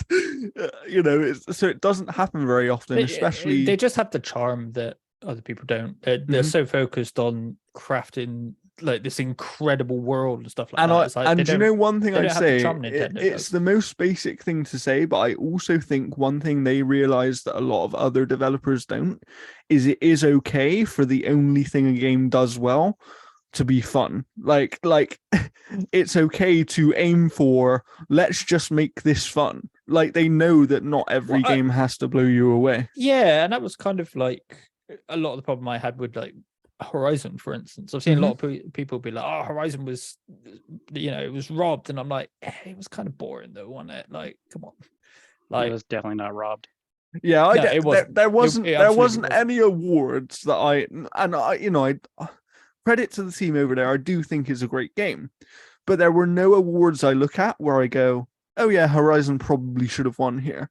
I think there are a few where I could have said, oh, Most talkable NBC or main character. another game another game kind of had a chance, but it was never, oh, Horizon should have won this one. I know that one that people were hung up on was like, it looked the best, so it should have won art direction. And it's like, It didn't. but No, it that's didn't. not. No, I don't. It didn't look the best at all. No. It's fine. Like it was like, oh, we made detailed environments and stuff. That's not art direction in that precisely. sense of it. Precisely. Like you look at Elden Ring and that thing's gorgeous, like in aesthetic ways. I actually think the best thing for them though is that their history is the game that always misses out. Like I think that's quite, they should run with that. That should be like always a bridesmaid. Yeah. So anything else, Luke? Not massively. No, I've been a bit busy, so it's not. I haven't. Well, I'm gonna ask you then for Luke's weird suggestion of just a weird game that people may have never played, they may have never even heard of. If you can only choose one, which is the game they should play? God. Tough one for Luke. He plays so many word games. I'm pulling up a fucking spreadsheet that I've got to keep track of what I've actually played. Because like, jeez, he puts it all in a spreadsheet now. I do have to keep track. If you haven't played it, it's an old one, but played Kirby's Dream Course because oh boy, okay, it's like golf but dumb. If you get a chance, play Death Trips. It's literally a 5-minute indie horror game and it's great. Oh wow. Late Night Mop is awesome. Actually, one you recommended me was Trombone Champ. Yes, I did. Yeah, that's a sick game. I love that game. If you're into like first person horror, I'd say Poppy Playtime. Those games are very good. There's 2 I've heard that people. I've heard Oh, people like this. Excellent game. Power Wash Sim, best game ever made. I mean, Power Jeff Wash would Sim is the agree best with game. you there. That's very good. They're making more levels. It's very good. They're doing more. Oh my God. I'm very. I still have excited. tons left to do, but like I want to play co-op in that game as well too. Oh, bro, I we will had a chance. I will come. I finished it like twice over, and I'm just itching for more. Like I'll co-op. Yeah, well, when I played co-op, my partner they would keep disconnecting, and it was just because of the fire hall level. Like it just kept glitching like crazy. So I've played like 98% of that game single player. My girlfriend's been playing it on Xbox, and I don't know how you do it. I don't know how you can play. I've got to the stage now where I can't play first person games on a controller. Really? Oh, okay. Oh, I had no I problem can't with do it. I like finished it twice over on PC. Yeah. And then like I was just messing about with it on console, and I'm just like, it's just so like you can't point. It's just I can't do it anymore. I think that I will say though, I think because I've experienced that as well, where when you play a game on PC first, if your first experience is with mouse and keyboard, I do think it's then hard to go to controller. But I think that also works in the reverse, where it's like if there are your definitely first some games, yeah. Like any racing game, you don't use a keyboard for. What you want? You do it. Maybe you do if you're a madman. Nah. Right, so Jeff, you're going to go next because I know you've been playing a few things. What have you got? I have been playing way too much. I will say the new season of Fortnite, my God, does that game look good in Unreal Engine 5.1?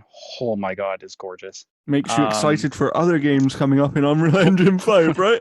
When I saw the footage for PUBG for that contest to win the skin for the vehicle on the award show, I was like, what is this game? No, I've been playing a few things. I put out a review for Pokemon Scarlet. That is a beautiful disaster. That game is very fun to play, but my God, does it look like and run like shit. It is an absolute embarrassment for Nintendo to release a game in that condition. Another game that is kind of in the same boat that I'm playing right now is Sonic Frontiers. I think the game is fun when it's focused on speed, action, and its bosses, but anything else that game does is awful. The controls and mechanics are incredibly painful. The pop-in of like things that you literally need to jump and like use literally are appearing as I'm using them. So I'd be like, oh, I need to know how to get to that area. You don't see anything that gets you to that area until you actually commit to go somewhere. And then you're just praying to God that it's not a prank, that it can actually get you up there.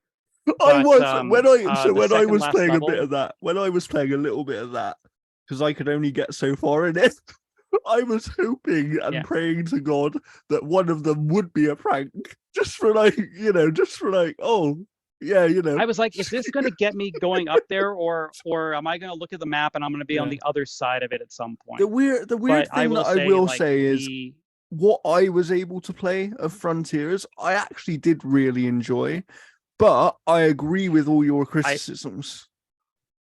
So what was the part that blocked you?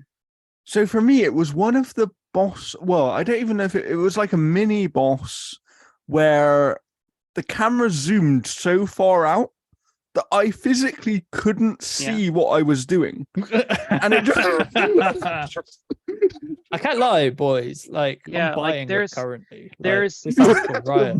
In the legit, I'm buying it okay, right now. I won't say like story-wise or anything, but the second last area, you have to climb these 6 towers.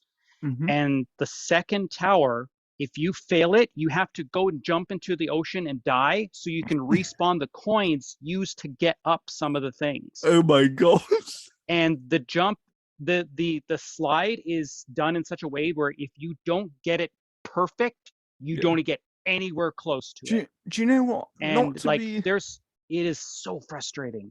Not to be too harsh on this game, but it felt like, and they kind of even said it themselves in not the same words, but this game felt like it was a prototype test for another game that will come in the future. For sure. It almost felt like they were going, it does not feel finished at all. Let's see if this works, and then if it does, we will polish it up in the next iteration, and we will kind of refine what we're doing with it. It feels like some of the ideas in here, they just threw at the wall and they were like, let's see which ones of these people actually like.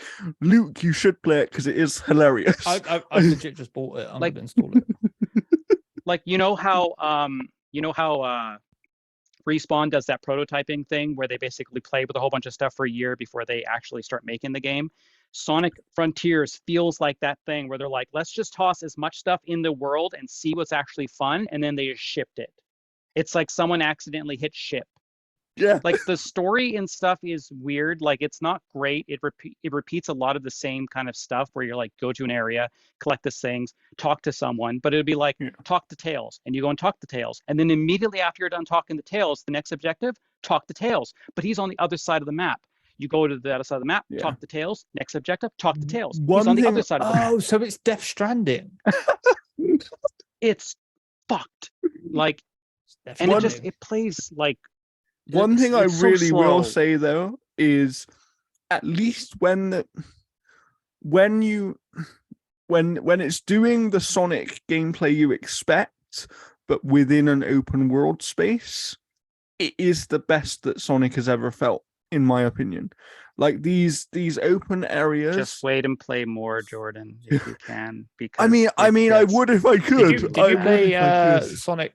What was the good one called? I didn't play Mania. No. You're on about Sonic Mania. Sonic Mania. Never played Sonic Mania. Incredible. Sonic Mania is great. Like Sonic Forces, for as bad as it is, it's better than Frontiers. Really, you think so? Yes, you're just telling me more and more on this, mate. The cyber stuff, like when you're going into like the cyber zones and stuff, like those levels are all right. Like I only did a few of those. I only did a few of those. But like the mechanics for this game often don't work. There are some times where the momentum just stops. You'll hit a thing and you go around and stuff, and you don't know that you have to keep hitting the boost mode. So you're just like, and then you stop and you're like, why are you stopping? Like you're supposed to be the fastest fucking thing alive, and it's like running around the environment is so slow. I'm just trying to download it, and it crashed my Steam. Like that's how broken literally, the game is. Watch any open world gameplay, and it's this like soft, chill jazz kind of like piano music, and I'm like, this is so slow. It's weird, right? Yeah, like all this when the game is fast and confined to like bouncing You around should- and blowing off rails and all that Luke, kind of stuff. honestly, like that stuff is I've- fine. I- it's Like when downloaded. Sonic does I- rails. But I'm not even joking with this one, right, Luke? When you play it, just record your reaction to I'm like the gonna. first I'm, hour. I'm gonna make videos, mate. Like I've been waiting for this. I forgot it came out. Oh, Like, okay. honestly. Like I yeah, I forgot mean, it. I lucked out and got it for like $20 less than full price. So Nice. I that's did the not. only reason I bought it. Well, I mean, it's like I said But, to you previously, it's- Jeff. I was actually meant to review the game, and I was liking it. Yeah. And then I just hit this accessibility wall where because the camera is Oh, shit, I remember you ranting about it on the Like, group chat. because the Oh, yeah, camera the is camera shit. shifts all the wet times. You'll walk straight around and all of a sudden it'll pan that way and you'll keep flying that way. And you're like, oh, stop. Mate, I'm gonna play this tonight. I can't wait.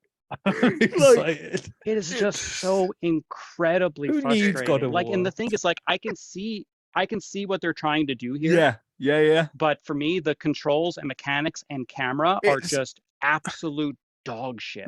Not even to be. I want to be as positive as I can because And the weird- bosses are fun. Though. because the weird thing is the stuff they do right in this game, they do very right. Yeah.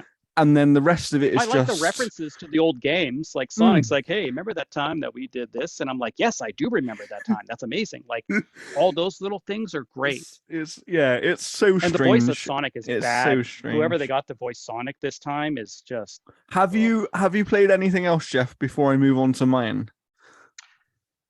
Yeah, sure. So I played a little bit of Need for Speed. Roger I'll just Craig touch Smith. into Callisto Protocol though. I played a little bit of Need for Speed, and it's actually pretty decent. Like I managed to track it down for half price, oddly. So I'm gonna give that a full go because I've been playing in little bits and pieces because I wasn't too sure if I was actually gonna buy it to review it. But no, the last thing I'll cover today is Callisto Protocol. I played it on Series X, so I didn't really have any issues. Yeah, you lucked out a little bit, right? Has, like, Some reflections. so I didn't have any technical problems with So, Callisto yeah, Protocol. so So all before that you- slow, boring trudging through the vents, I did that. So before you go any further, I will talk a little bit because I have played a bit. I haven't finished the game yet. I know you have. I've been playing on PS5. I bought the PS5 version because that was the best version of the game. That was my understanding based on the tech reviews and stuff.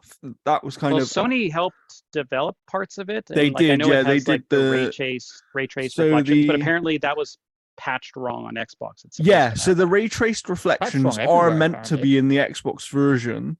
They just aren't because of how someone I'll messed never up see all them, the patching, never play it basically. again.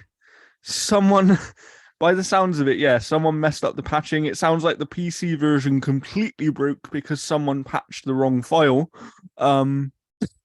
And then it was, and that's genuine because they literally fixed it the next day. Like it was one of those things where it was clearly a very easy fix because although the game still, as Luke will tell you, doesn't run great and you need to tinker with it, the worst of the problems were gone the next day. It was one of those situations. So Yeah. So for me, I've had zero performance issues either. But it's interesting because you have been playing on Xbox, which is apparently a slightly worse version, but you had no issues. And yet I know I had people who've had zero terrible problems. It almost reminds me of the Cyberpunk situation where some people are just sort of lucking out and getting a really good stable performance. I got and the then Halo some Xbox, people so maybe are that's. just, are just not able to. But yeah, no, like I had zero issues with it, and I share my digital library with my friend, and she's had no problems either. And I know that you're going to be doing a review of the game that might be out by the time this episode is out, but obviously it might not. So, what are some of your thoughts on the game? For a game being made by Glenn Schofield, it's kind of funny because like the story of this game was the original pitch for Dead Space, where you played as a prisoner in space. That was the original Dead Space story. For a game being made by Glenn Schofield as being the spiritual successor to Dead Space, I am surprised that this game does not play like Dead Space. I was expecting way more Dead Space isms, but it shares in some aesthetics for sure. But this is a The this gameplay is a very different, brawler right? in Yeah. space. This is literally like a boxing game in space Yeah. with So aliens that I has shooting. explained. So our friend Sean, I actually said to him, because he loves the Fight Night games, and I was like, the combat in this game is Yeah. literally like a Fight Night game. That is, it's like a Yeah. boxing game. You're using a stick to dodge, and then you're doing your hits. That is basically what you're doing. And it's just Yeah, go on, Jeff. Carry on. it's really weird where like an enemy will be coming at you from a certain direction, and your first instinct is to dodge with that direction, but you don't. You just need to basically hold like any direction, and your character will dodge. Made it too easy, It's right? such They a made the dodging. mindfuck. They made the dodging It's- way too easy because if- all you have yeah. to do is hold the direction. That's it. Like Yeah, hold the I'm gonna direction and send you you dodge a every clip. time. I'm Please going to do. send you a clip that I recorded of fighting like 5 enemies at once, and I don't know what the fuck was going on because the camera zoomed in so much basically that I couldn't see anything, and I was just swinging. Like there's no evasion in that game. Like if you get locked into combat, that's all you're doing. I'll tell you Like what, you're though. just swinging to get out of it. I'll tell you what, though. This game has some of the best death animations that I've ever seen. Like, They're all right. like They're all die right. on I purpose. got so bored of them half the time. I'm sure you do get bored of them eventually, but I would recommend at least a few times, probably when you see a new enemy and stuff like that, die on purpose just to see what happens.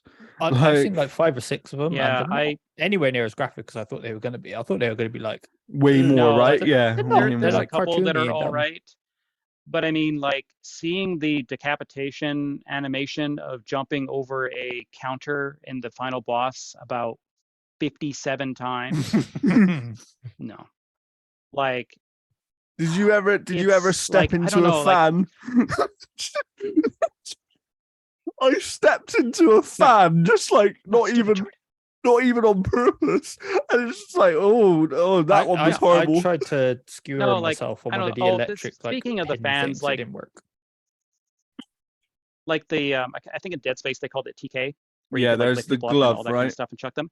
The TK stuff in this game feels like it was just added on at the last minute. It's so basic. It's like you pick up a guy and throw them, or you grab an item and do it. Like there's no puzzles, so it's not used in any type of interesting ways. Like it could have been cool to like maybe your platform is like broken apart and you have to grab sheet metal and like make a platform or something. Like just give me purpose to that TK stuff.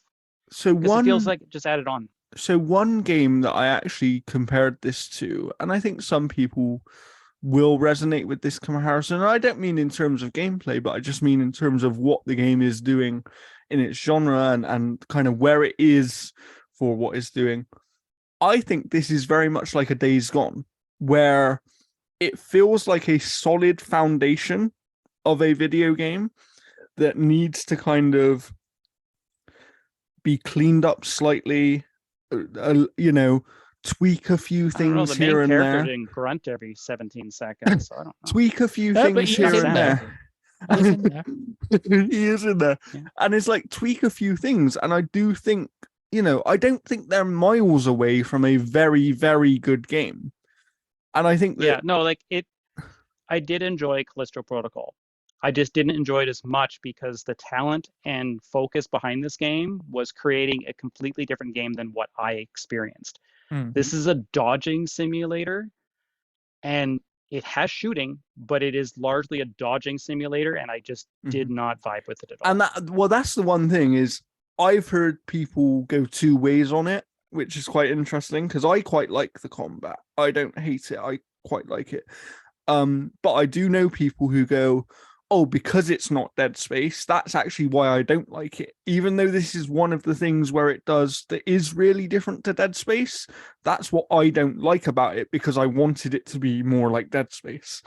And I thought that was interesting. it's I'm iffy on the combat, but Like, I'm just like it doesn't feel tense. It just feels like you're going to be fine and you get out of Yeah, whatever situation. it's not scary.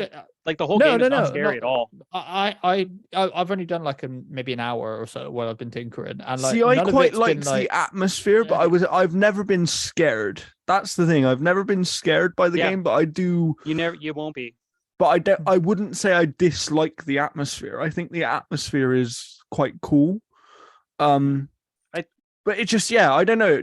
It definitely doesn't feel as, it almost doesn't feel as threatening as I expected. That's the way I would describe it. Well, like the one issue that I have with combat is like shooting feels fine, but it feels like every enemy just takes damage in exactly the same way. Because like you play Dead Space and you're surgically removing enemies from you. Yeah. You're like, okay, I got 2 enemies coming from me. I can take the legs out for him. I can take the arms out for him. And then you have this surgical strategy to taking out enemies. Here you're just like shooting. Okay, his legs getting a little bit more red. You do the little combo, and then you get the very janky camera shot that just kind of comes out of nowhere for how it feels, and it just doesn't feel satisfying. Like it has all the appearance that it should be satisfying, but it just does not feel like combat for me feels satisfying at all. And that's the thing. That's why I'm, I think I said in our group, Luke, that I'm a little bit torn on this game because somebody said to me, "Is this a must-play game?" And it's like, this isn't a must-play game unless you're a very specific type of person and type of gamer.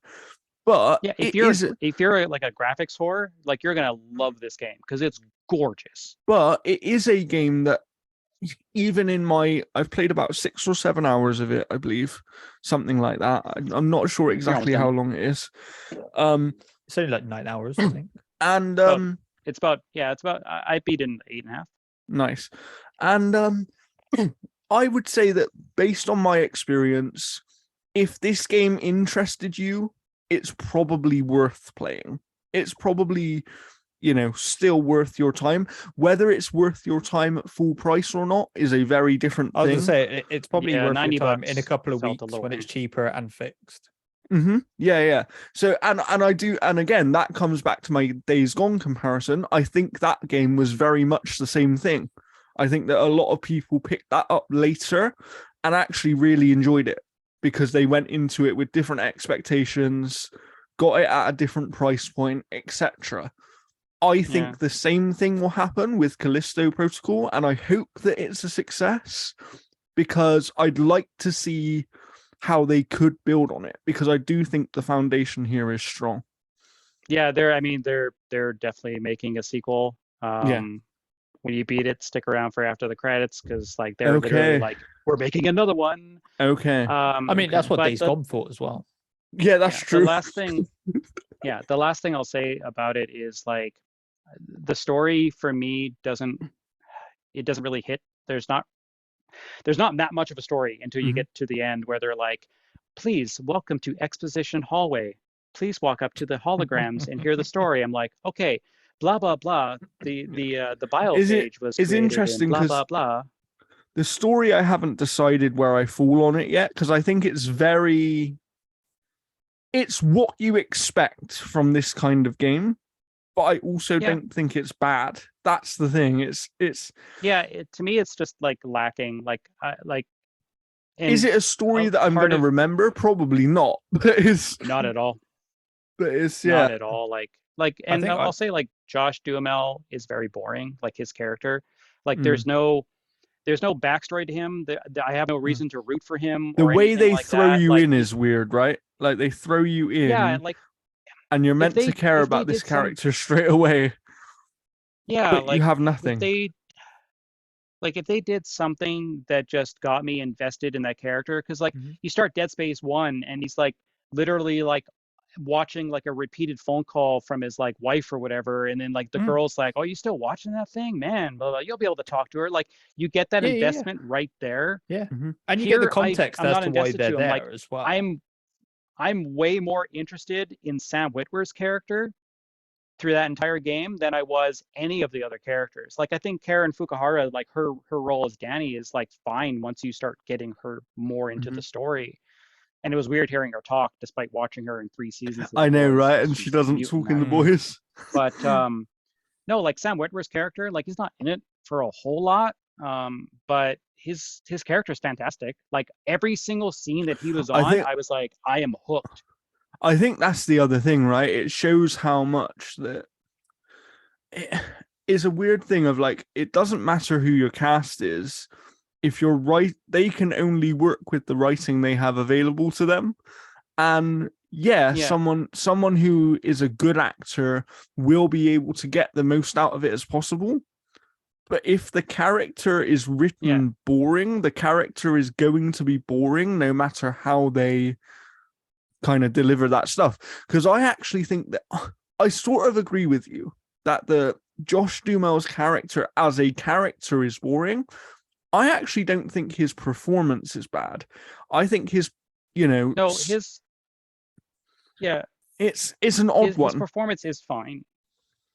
But there's one scene when you are set to go to the medical facility or a medical part, and you see these like bright kind of light green paned windows that are like the foggy kind of windows. Yeah. And you see this little chest in front, and you walk up to it, and you open up the chest, and a monster like slams on the wall, and like that is so telegraphed, and your character is just like, oh, like there's no reaction or anything. Like that's the thing that just feels so. It's almost like they haven't. Well, it's almost like they haven't rooted the character in the world, right? It's almost like. Yeah. Like strange. It's just it's very weird. Like it's all that like I'm not supposed to be here today type of like. Put it this way: direction. If I was to. If I was to recommend this game to someone right now, as I said, I would say that if it interested you before reviews, it probably is still worth your time because, there's something about it that clearly caught you. But as for price point, I'd probably recommend it at is like in the UK, it's probably like a £35 kind of deal. It's probably worth around there. In hindsight, if I had paid £35 for it, I would have been very, very happy with this purchase for that price because that's kind of almost like a double A price here in the UK, and this is in some ways at least superior to a double A game. Like Jeff spoke about, this is an amazingly beautiful game. Oh, it's gorgeous. It does. I actually think it does audio very, very well as well. Like I think the audio is very good in the game. And I think most of whether you like it or not will purely come down to where you fall on the combat. That and I think too, like it'll depend on like again, like I don't think that this is the Dead Space game people were waiting for. But if I had to compare it directly to Dead Space, I'd say that this is more Dead Space 3 than Dead Space 1. Interesting. So if you really, really like Dead Space 1, you may not like Callisto Protocol. If you really like Dead Space 3, you'll feel right at home here because this is like the Resident Evil 5 of like that kind of thing. It's where it's the like, more let's action ignore based, all right? the survival horror stuff and go pure action. Yeah, absolutely. Because it's not scary. Like I didn't find the atmosphere scary. Like you'd walk down a hallway. It's not scary. Like, okay, yeah, it's not scary. That thing's gonna come alive. That thing's gonna go there.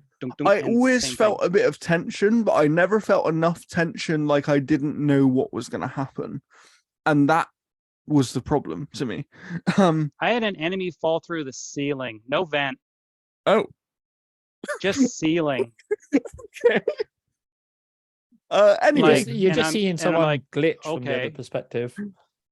Let's move on because we have to close out here at some point, and I do want to talk about one more game that I've been playing before we do that. I've been playing quite a few things. I'll talk about some of those other things in later episodes because they will be important. But recently I decided to go back in time slightly. Because I decided I wanted to play something on PC for once, and I picked up Metal Gear Solid 5 on PC. I picked up Metal Gear Solid 5. I have it on my Steam Deck. It was on sale, and I bought it for my Steam Deck. Yeah, so I bought it. I think I got it for like £3 or something.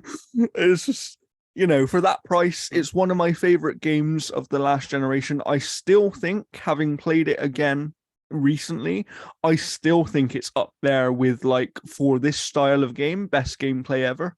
Like, I think there's something about that gameplay loop and the way that they executed it and the freedom that it gives you, I think is phenomenal. Obviously, the game does have its shortcomings, but a lot of that is the game wasn't finished, So they could only do what they could do. I don't remember the whole medical facility part being so long, though. I know that part of the beginning like, I start is playing long. again, and I'm like, this goes on fucking forever. I'm like, I don't remember it, actually. I didn't get far beyond that, because then it just gets repetitive. Like, you go into this shack somewhere to find a thing, kill some people, and capture a puppy and whatnot. Yeah.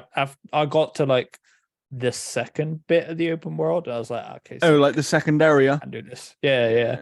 Okay. Just like, it's the only there's Metal nothing Gear in between. game I actually haven't beaten. Well, to be fair, that's quite far. You got about halfway through the game. That was like the 5th time I tried playing it. Okay. I kept trying to push through, and I just never Yeah, I mean, to be fair, for you, I actually understand that, because you are such a story-focused gamer, and the way that the narrative is delivered in MGS5, because there is still a cool narrative there, to be fair, but the way that it's delivered, to be honest, sucks. Yeah. Like, it does just suck. So, hopefully Kojima can figure that out in his future games. But yeah, I don't know. Apparently MGS5 has now sold me on I need to build a PC and play more PC games, because playing this game on PC that I'd never done previously, it almost felt like a remaster of the video game, because I'd only played it on console, right? So it's like 1080p, locked frame. Well, they haven't done like a Series X or PS. No, so this is what I would love.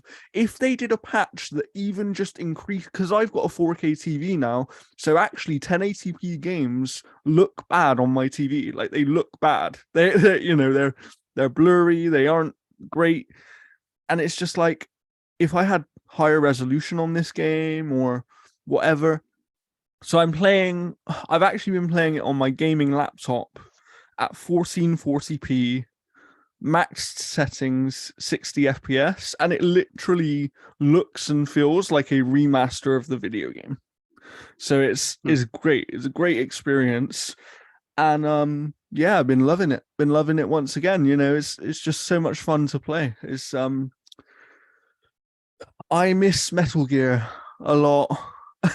And it saddens me that, we're never going to get another Metal Gear game, because all of those games, at least not in that respect. I mean, like, I could see like Konami making they'll do something with it, a I'm small sure, team or something, And I mean, of like, course, as bad as Survive was for being a Metal Gear game, they made an effort to continue on something. For sure.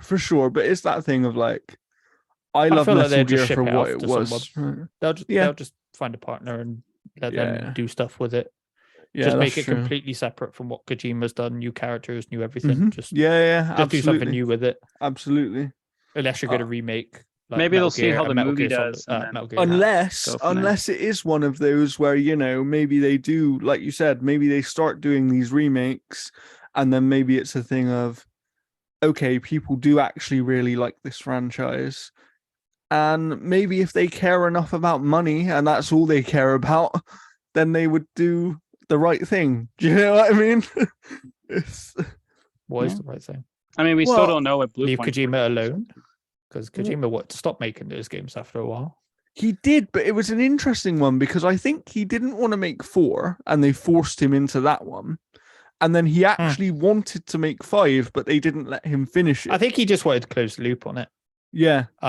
Essentially remake Metal Gear and Metal Gear Solid Snake. He wanted to tie them all together, right? Yeah, just close it all off. Even though, like, originally he said, like, I don't need to answer all these questions, because it's it's better. Speaking of Kojima, actually, I did like one comment he made last night, which was, I don't want to keep predicting futures, so I rewrote the story of Death Stranding 2. It's just like, because he does have a weird history of like predicting things in his games. Well, when you have such an educated perspective, because dude reads like He does, Yeah. yeah. Or like all you really need to be is good at history to figure out where we're going. It's pretty obvious because Yeah. people keep making the he's same the stupid Simpsons mistakes. of the game industry, pretty Yeah, much. for sure, Yeah. for sure. Yeah. But yeah, so I've really been enjoying that. Obviously, I have been playing a few other things I won't talk too much about, but Pentiment I've been playing, and I would recommend that. That game definitely isn't for everybody. Like, you can look at it and you know it isn't for everybody, Mhm. but it is worth at least trying out. Like, being on Game Pass, you might as well try Yeah, it and out. I want to play Midnight Suns. Midnight Suns Midnight is Suns another one looks I've been playing, and I super really, fun. really like it a lot more than I expected to. Apparently Did that's you get got a lot Captain of America problems. in the book club? Apparently that's got a lot of problems on PC as well. So PCs are broken right now. No, PCs aren't broken. The games are. Yeah, there's also a glitch PCs too are that if the fine. dog follows you into like the into this one room, the Mhm. dog will actually block the door and you can't get out. Yeah. I've seen that. That's just a dog wanting some attention. That's all that is. I know that. I have a dog. He does that all the time. Just like, no, pay attention to me. So yeah, and then other than that, what else have I been playing that I can quickly rattle off? Near Automata? Just a throwback to the people that used to watch when I was here. He still I hasn't know, finished right? that. I We're know. in agreement. Not enough people bought Replicant based on those stats that they posted. Yeah, it's your fault, Jordan. I have been trying to clear up endgame stuff in God of War, but I won't spoil God of War here in any sense because we are still going to do a spoiler cast.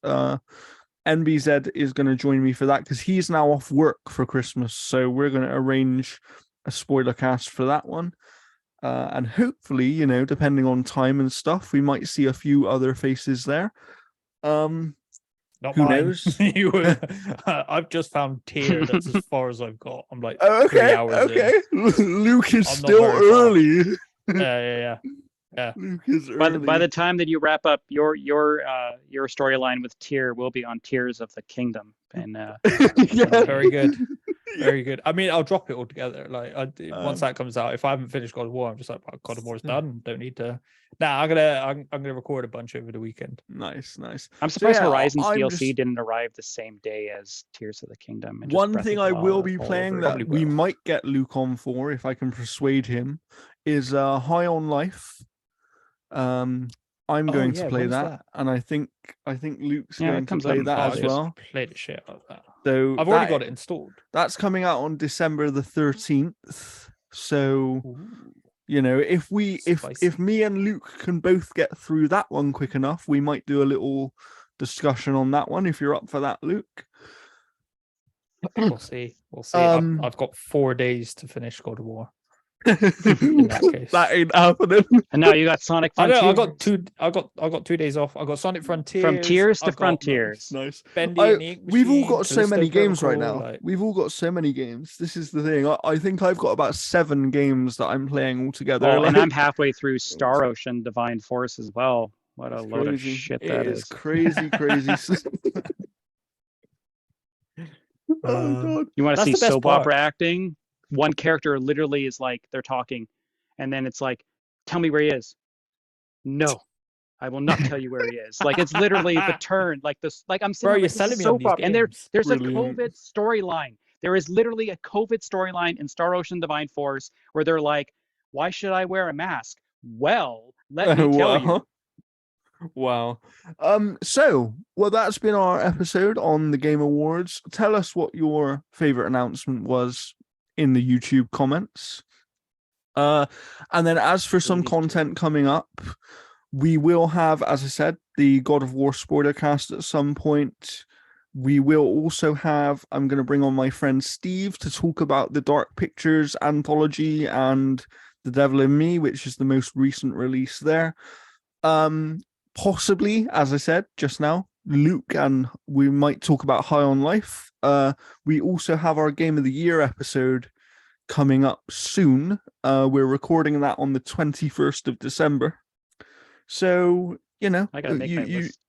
you've got some things to look forward to. And then, yeah, in January, right now, we don't know what's going on. We might still be on the Eat Sleep Game channel for a little while because we're planning some things. And as I said, we probably are moving home at some point, but moving home takes a while, as you may know. So, you know, for now, subscribe to Eat Sleep Game on YouTube. Give us your likes and stuff on Spotify, please. And you know, we will see you next time. Goodbye.